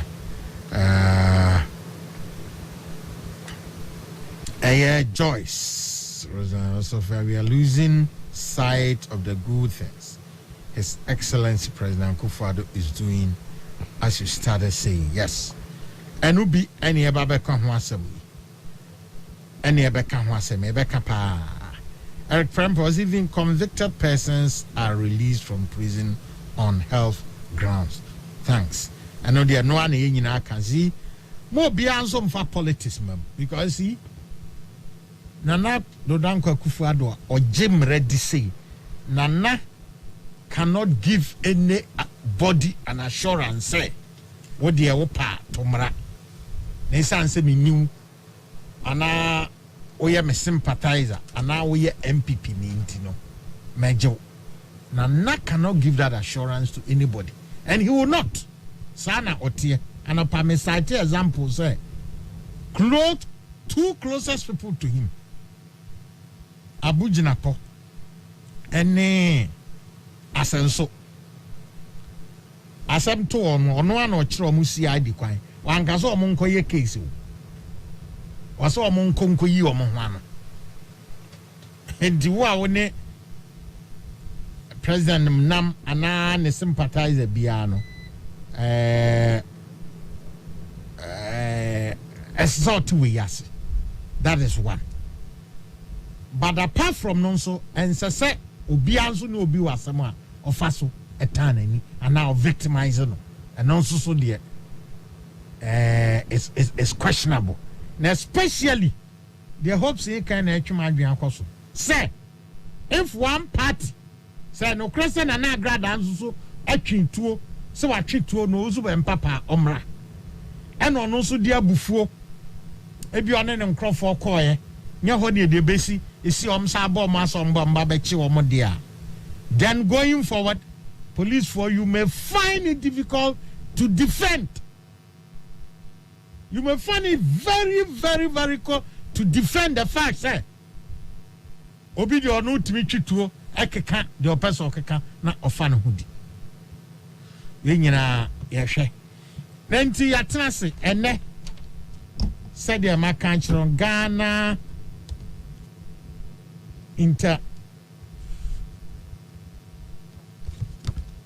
Ghana Integrated Aluminium Development Corporation. Yana made a company instead of corporation.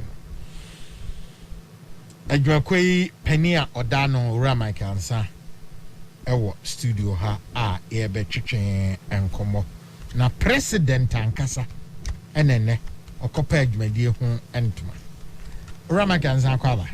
Yeah. Na una mo tse nyame adumo wo so eye won chen ye trash e best spring giadek eye aba adwuma beya na de na de shamonsa yo ofa ede medase na medase say enyumre wanya ho na ye ne wo twetwe sanko at a very short notice do eda wakoma so pa sure eye adwumadi ayedi no na giadek no Ghana Integrated Aluminium Development Corporation. Aban Sheda EE Corporation yi say Ghana bauxite, aluminium, inyume nyina no. Odo be shase. Na nanado visionary owo President visionary owo say obe build a Ghana without aid no. Who share value addition to your raw materials in adia. Yamani wo bauxite wo Ghana for over 70 years. You were aluminium smelter or tema. So two companies here. Woman ni more. President Biden said there be. See a say yes idea. And in that businesses be a bankita. Efa bauxite, efa aluminium, ni adi nyina no. Yemfa ni nyina enhye giade. Na yem bauxite resources so. Yemfa nhye wonsa. Na yen develop a structured approach. A coherent planner, to me a developing and bauxite resources, near added value, near refining bauxite for Ghana, near smelting aluminium for Ghana, near creating downstream industries. Now, emphasis in Numa and in Koso, Emra, to underpin the transformation agenda, industrialization planner, President Pese Odebano, into Giadekno, and Nutina Ote. Okay. Now, Ote Yena Odijuma share Monsana. More approach to say, now how far have you come? You with your mandate? But that's it. But your president say, Giadek no. Parliament Act no. Omu no versus September 2018. Na Giadek operationally no. You started a Juma March 2019. Na Juma president de share and say, young modena yen develop integrated aluminium industry. That's the single focus of Giadek. Odisha and South Sajumano Yedi since March 2019 up to Ena Yejinahe. In officially, President Belonche, the 4 projects are a bit defining integrated aluminium industry in Ghana.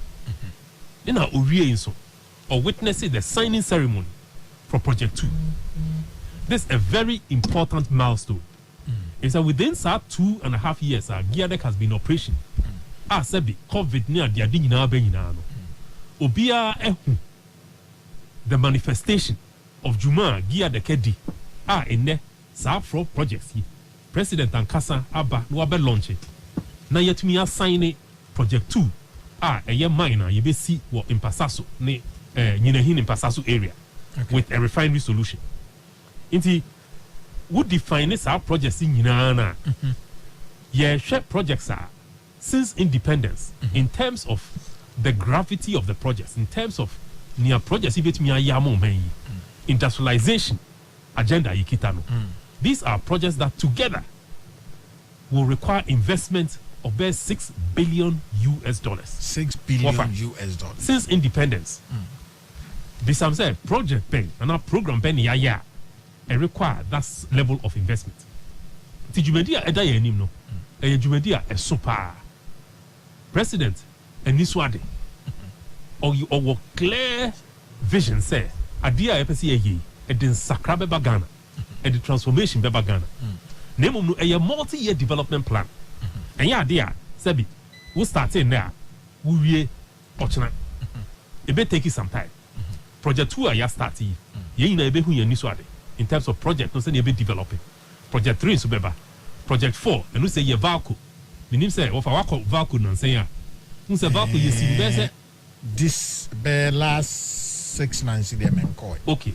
Beginning of the year. And they be said unko on check too much. Yes, valco 1967. In that would they compare smelters globally quite inefficient in terms of energy consumption. In terms of technology and use near the adina. One of the key projects is to revamp and retrofit the entire Valco plant. Okay. Now, develop it so that it becomes a world-class smelter. A bit to me a compete. Send you 2 bauxite now. Now you see refinery refinery. You bet to me the Valco. Niakoye aluminium. Mamen Sam found Kowachi. Oh, value chain. No, Yanka aluminium. You nimsa you 2 bauxite. Ewa form. Na ye the quadruch. And na ye the only ye ne refinery. Ne mom say refinery a and ye the alumina no aba. Say ye the bibe di juma and she's a vacuum ebabe. And na plan on ne say along the value chain from say a bit to and say the be fana product no. Mampeni na nado na ni so ade hunu no ne say. Mampeni eni so ade hunu no. Emudo. Emudo because who say Sabio say companies back room has said one mine bauxite. Now one more export bauxite. Sabio waje concessional. Obetumi aya 5 years, 10 years, 20 years no gusu export bauxite. Now this time no ye bibia totally different. Sabi and yes ye ma concession there be ye integrated projects. Inti would near bia ye no be signing as a strategic partner no. The focus of Geardec, we value additional. Geardec is all about value addition. Geardec is all about giving credence to President's vision of a Ghana without because bauxite near to the raw form dada. Exactly. Nemum says at the full fryer the big yeno. Exactly. And only momo and only your mandate. It is say you be see refinery. Now you better refine bauxite no Ghana. Now your mra it setting up Geardec no chair say after a period no. Yeah, export to bauxite if you crew have you. Okay. Into who business that's a business there bauxite mining kwa. Na so who say mribeba ebebe Into Emma yem partners in Ubia were very clear focus and a very clear plan of when we will build a refinery because we said that change baby going to be export to bauxite in Ghana. It is hard you know assistant game no. Ama yem focus no aye on value addition. Ama yem focus no aye on from refinery to smelter. Am I focus no aye all the downstream industries are you be discussing. Yeah. Make us say your Ministry of Trade about the dynamic downstream industries we can set up. One more year Minister Alan Chematen Kasa obeka automotive industry developers on 1 year nyina no ye won di hujuma. Send be ya ye betumi develop industries a be support automotive industry. It's a VW ne sign no track ne one keka kan nyina pese on bagana. Wo munim se wo bagana wo benya parts a ebe hia for assembling cars. You be use aluminium. Okay. Inti ye jumande ye more about value addition and about creating wealth. This is about wealth creation. It's about creating better paid jobs. It's about creating a future. Ebema ye economy no a boom. Enti mensa musawe what can be in the auto industry no waka. ɛdi BM areas bay BM ɛna use aluminium anti ɛma ɛho hia na because now see ɛbɛyɛ bibia wɔ ha value chain no nyinaa yɛbɛyɛ wɔ ha na industries bay ɛna ɛbɛhia na ɛdeɛ ne ɛde bɛyɛ. Very good question. Who say aluminium no? Means what it are? Your friend of the metal of the future. Okay. Metal of the future because Sisiano, we share baby a technology niema PE we share electric cars. When can automotive make a car? Electric cars are electric cars will be very dependent on aluminium because when we hear lighter vehicles, batteries are the power cars the crowd. When we hear aluminium components, and they are more efficient. We call airline industry. Aluminium is becoming key for the types of aircrafts that are being built today. We call building industry. Aluminium extrusions, doors, windows, frames, all sorts of things. Nina aluminium framed. We call cooking utensils, domestic appliances. Nina also aluminium. Uba aluminium foil. Nina also aluminium. We call electricity, cable manufacturing companies. One here aluminium. Into aluminium, no, the uses near so many. In an science, we say sustainability. About we are saying, probably circular economy. Maybe our you know, young say a bit me a recycler, a bit me a bibiana. Recycling of aluminium of all the metals, no, is one a year. We bet me a recycler over a use of you. Into said you. Yeah, minor bauxite, no.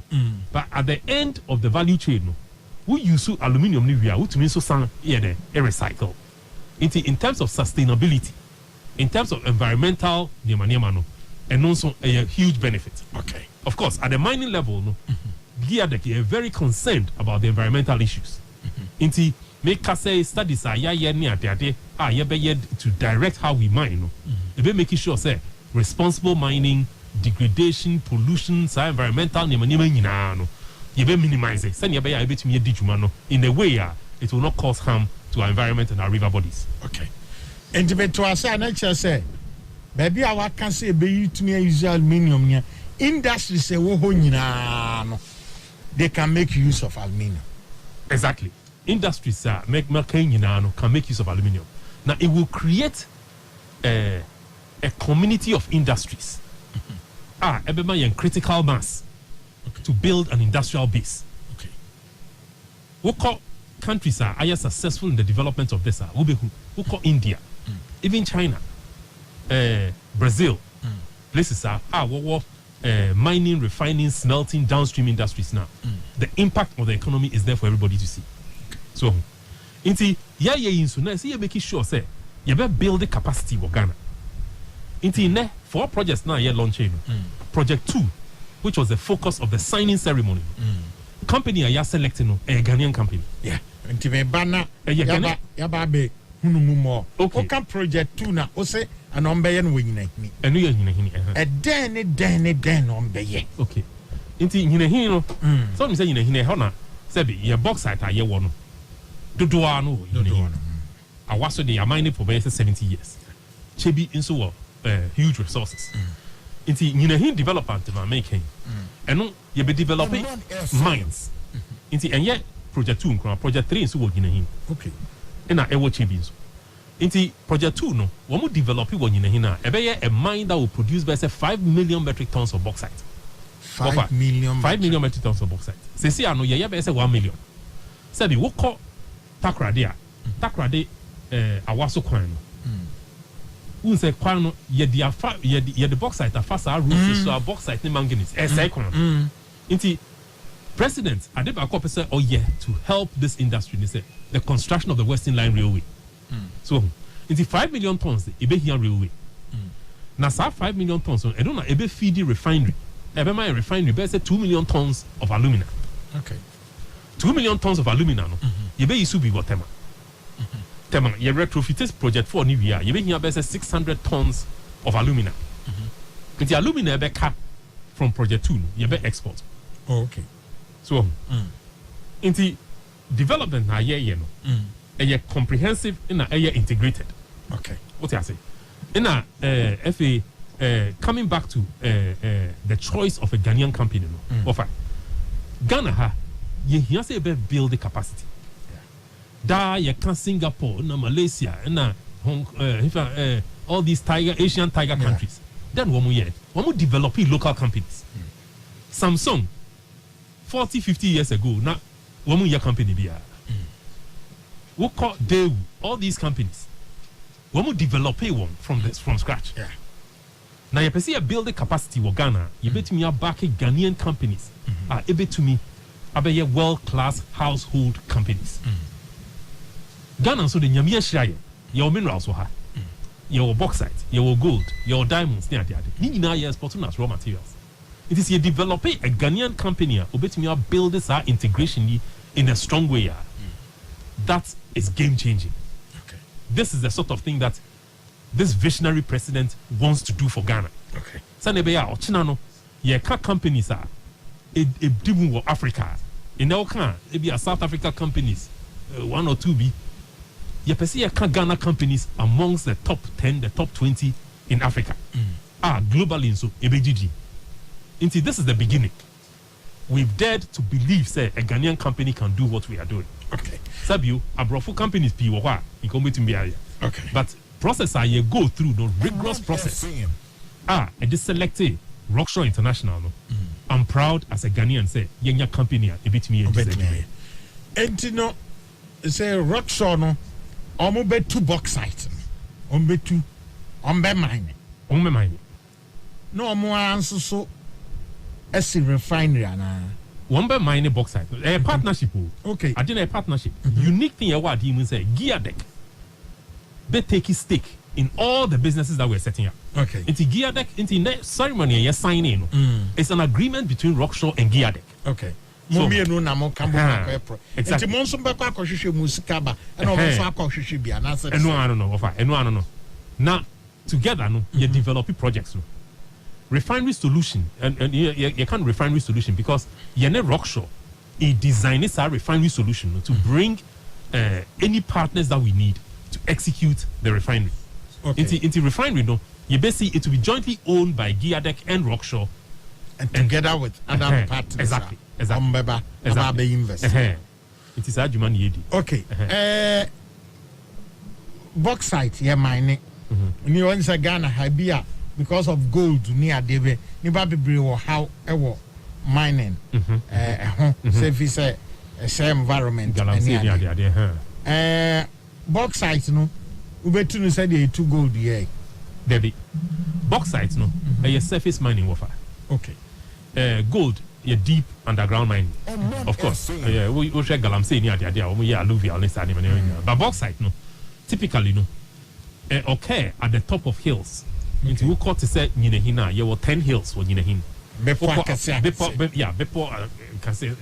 top of the plateau level, no, there's 10 to 15 meters.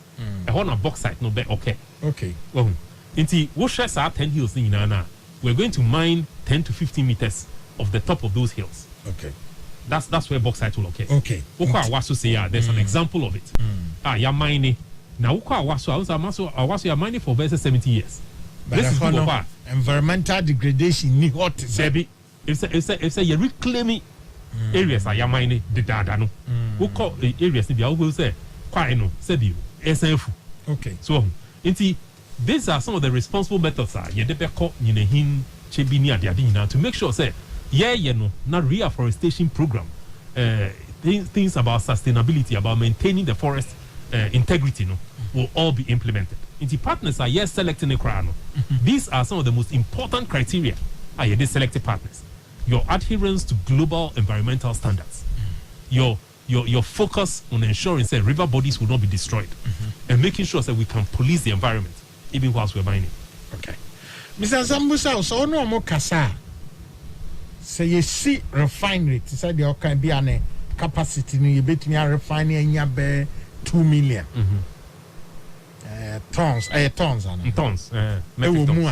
Osha ebe fedi pa be say sir Jumadi aye kan ho say we're talking more in the region of 1,000 to 2,000 people. Okay. In terms of one employment. refinery. Well, a refinery say maybe a technology near corner. You're more it's becoming more mechanized. Into you don't employ as many people as you used to previously. Mining end, no, we're estimating say 5 million tons. You be here by say 1,000 people. Okay. Now it be another 500 on the refinery side. Okay. You see, because the refinery side no use more mechanized equipment. Yeah. It's looking at that, but what for 1,005 to 2,000 American one saving. The multiplier impact on the economy. Yeah. What court to say I was so crass immediately no be impact on home because no nipa nim. It be here haulage. It be here providing catering services. All kinds of services are you be provided. Into at the employment area who you know. Okay. Different types of to support the business that is there. Okay. Well, into what share even at the time I mineral resource estimates crown. You be here nipa be say 200. Well, one more year drilling nema make us say Oman ready in free coho. Ebe start this argument, you know. Into all of this, no, at different stages, no, will employ different types of people, different skills. Now, you no matter what mpasaso ni hino. Said you, a juma na yeba bayen. You be making sure that they will be employed first. Well, all the local content, this na making all kinds of supplies of equipment and things like that. Ni na local content loss. It is going to build a community of an opportunity for new jobs, for new industries, for new things to emerge. Yeah. And that is what this is all about. It's the multiplier impact that we should look at. And that is what feeds into the value addition and the impact on GDP near the arena. Uti Boiling Point, Oman 107.1 FM, HFM Kumase, Yene Abajuma Kua, Omona Yese, bauxite. And who are doing in our show, so motion it to you very fine, you the bay yard the floor. Na you can't Ghana Integrated Aluminium Development Corporation. And what's a corporation in Tambiana near their subsidy. And you know, the year in terms of value. Say Sky Binya a dear free mo. More baby or more dream say. You will be on your dream in terms of Sika, you know, say my kind investment, no side. The multiplier impact in terms of the economy as a whole, and also, yes, sir, my friend there. Calculations. Four projects. As we sign these projects on, and like I said, we've reached all the conclusions for some of them. As we sign this, then we'll tabulate all of it. Comprehensive economic impact studies near the which will spew out all these numbers. Okay. I don't sort of say the numbers until it's all fully. So now, no, this is just one of a series of projects. One of series of interactions. Exactly. Because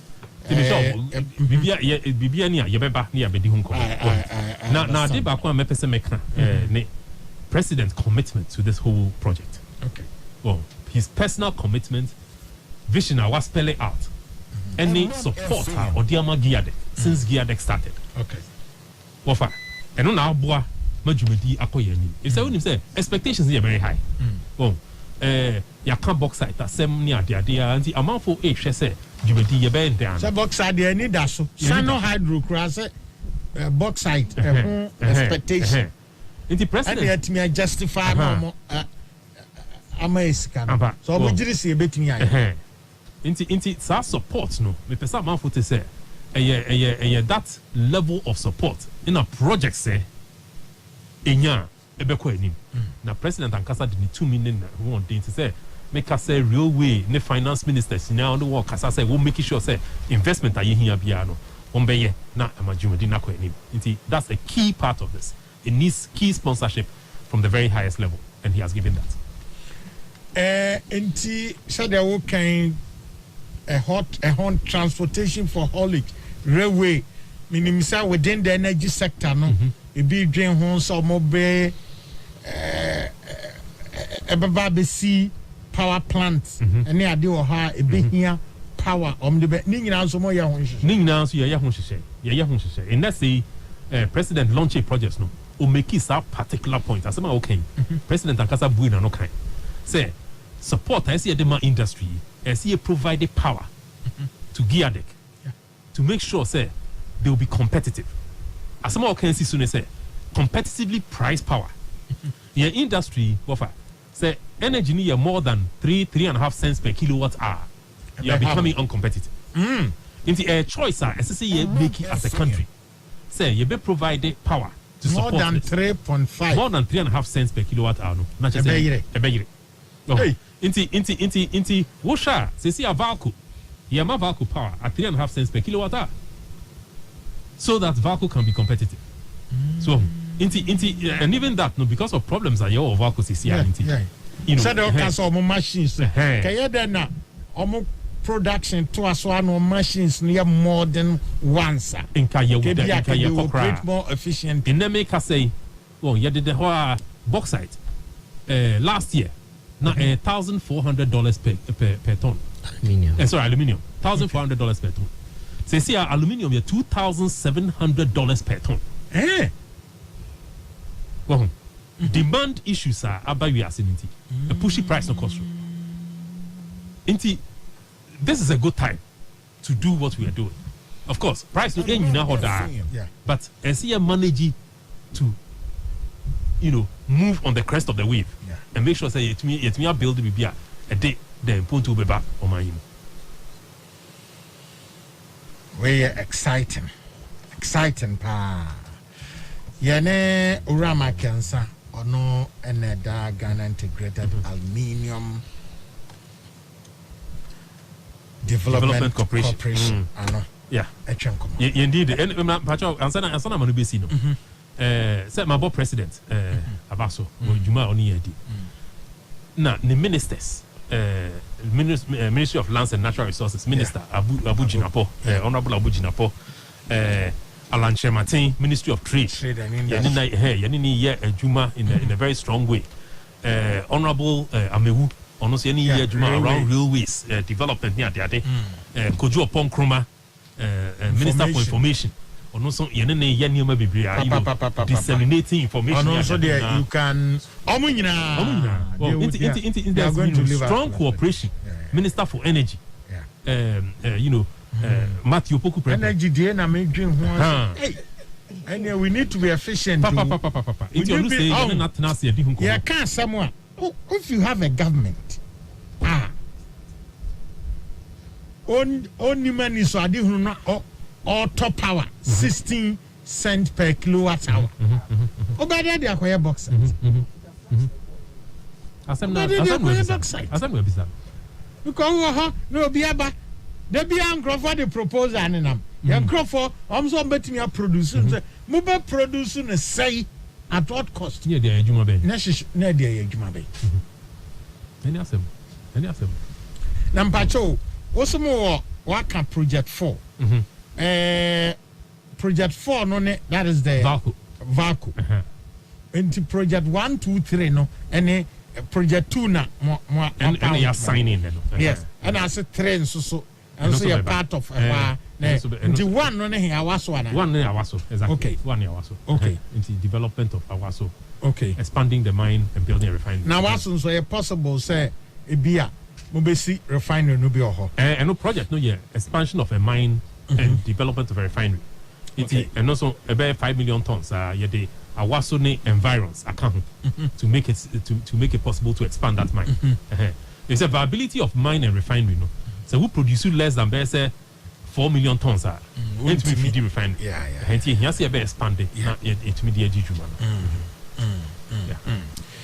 and then no free that ben Omanfm wanyina hi so Omanfm wanyina hi omonhwe animu se yebehu afidie bi sa besi ho ne behu se say afa na omam de amomo no rock shop for no afa na omokoye feasibility ana afa na omokope exploration license ana afa na omokope sade ni akoye sad a stage nti ana at what nkrofo mo wo nyina hi omonhwe ni mu nkosi bosome say mfie say no mbehu bi it's a very important question one thing I give the ketumia and say sa approvals for forestry, EPA, water commission normally private sector new person take time you this okay. Inti yes signing ni amount package say all the approvals are in place na ko start adwuma. Inti mineral resource estimates are one ba be ye no. Who say Ghana ha no you count 900 million metric tons of bauxite historical data. Yeah. To get these projects bankable no say we job compliant mineral resource estimates. Inti we be this adwuma no for the next 6 months or so na be. Na say na me kan no and no crowd be employ nipa be say 200 or so. Okay. Inti infidie be ko ho nyina no ebe for drilling and for doing the mineral resource estimates and then to determine baby ye here how we're going to mine, where we're going to mine here. They make us say we might develop plans kakra as part of their proposals. Until within 24 months no we believe say they'll commence mining operations in that area. Okay. Within 24 months and that is an aggressive plan. Operations. And in the same time, 2023. In the same time, you develop a refinery solution. And also, by the end of 2023, now you clearly where the refinery is going to be, what we're going to do, and things like that. Now, if I say, next time, I'll be able to give you a firmer detail on the time scale for that. Yeah. But refinery, the work is starting now so that we can develop that in tandem. Okay. And also it's happening. For the mining, and the refining, refinery we see we call the whole world that it take say 4 years now you're doing a good job. Into that period of time once we start the project it will take about 4 years to complete refinery. Yeah, sometimes na mo share energy ne yeah. Okay. Asamim say a long conversation in yam year now no America come the man any other information visa and then no opese o the man no with the money this so that for near better so you na amanfo na etimi atiase for yene Ghana Integrated Aluminium Development Corporation geared for and etwetwen komoyi entino ora makanza you edi wafa me da se pa se wa ma yensa akonya na ya cheche niamam kakra dwumadi ayedi no na unsa Ghana say am kan vision yi we've had it for since the 1960s. Now this time no you decided say be ye niama differently. You set up Geodec. You the Valco a Geodec ase. Okay. You the Ghana Bauxite Company, your minority stake you want the ashase. Project 2, project 3, project 4 nyina na ye nyina no Geodec binya stakes go. A very different approach. Okay. To our natural resource Inti ye so ye agencies PD juma from Mincom to forestry to EPA wonyina mebo abaso omo boye ye ne won edi juma akwanche so wo ma ye kan Geodec de a corporation inti ye so ye di mraso obi a ye ne be partner so ese say ono so oba Ghana say oni ye be ye adwuma as equal partners no so sebi we di Ghana mraso inti that's what we're focused on inti ye bibi na say EPA say enya ye ntumi ye forest say enya ye ntumi ye sa ne nyina ye be more than ye now make us say so ena ye a big day for Geodec a big milestone now me bomodin aka one or two things adwuma ye di communities no ene ye ne won ye adwuma traditional rulers committees are ya set up ho nyina no and making sure say ye ne communities no in ye partnership now baby ye do inkasabi and your partnership are any communities na ye nana we call to say Ashanti region say otumfo or say tu boa yen ne akwankyere odi amayen ene ntiase odi aba adwumani mu ama amanfo atiase ni ayeye no pesa me dana se pa wa boa yen ochihne enso aboa yen kwan bebre so unse etiwa forest ne maniema nyina ye kan nyina onu sei oye environmentalist aniema sei hian yene na kasa watena se wakasa kire ye hwe niema ye bibia ye bonamane ono so waboa ye pa afutu odi ama ye no edin akọ anim ina oji ahoho nana ya ojebi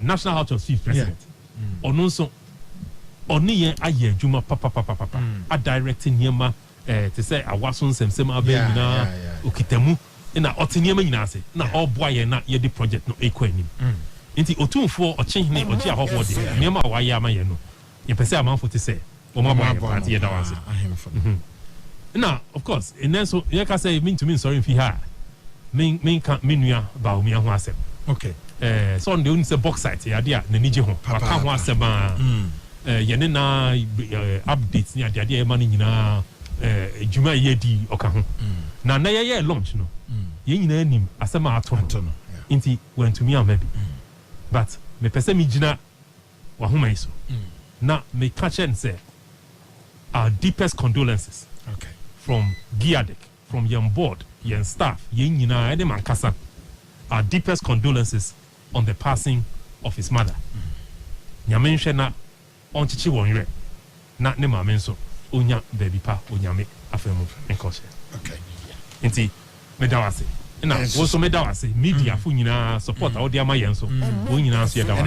And na the media presence was so wow we need to the media presence was very good. Me mom dey me dwane ntem jansa. Some one by music traffic crowd bi am. Into that's also very good. It's a media the moon ni ho na say asema ye kan moon to me kan kire amanfo a. Na say ne ye no ye butu so. Into ye dam say mo aba no aba pepe niam. Okay. Thank you very much for this opportunity. Yes, so yeah that's say obaye. Every sabre kro nso there ye nyina ye am partners. You na ye beboa amanda obobi asesa kono. You atimi akoso. Mfase dan so ma osaberema. So yeah, that's it. No. Osaberema. Very short note. Mini Osaberema. Yeah, that's it. You ambushed me, but I tell for Hannah Bremer who come my dinning na SC. My catcher must say and a power. Sir Giadek, Assembly, and then she say, yeah, Mampeni, dear good, pass away. Sir Mampeni. Your man or crime man could die 4 years cry.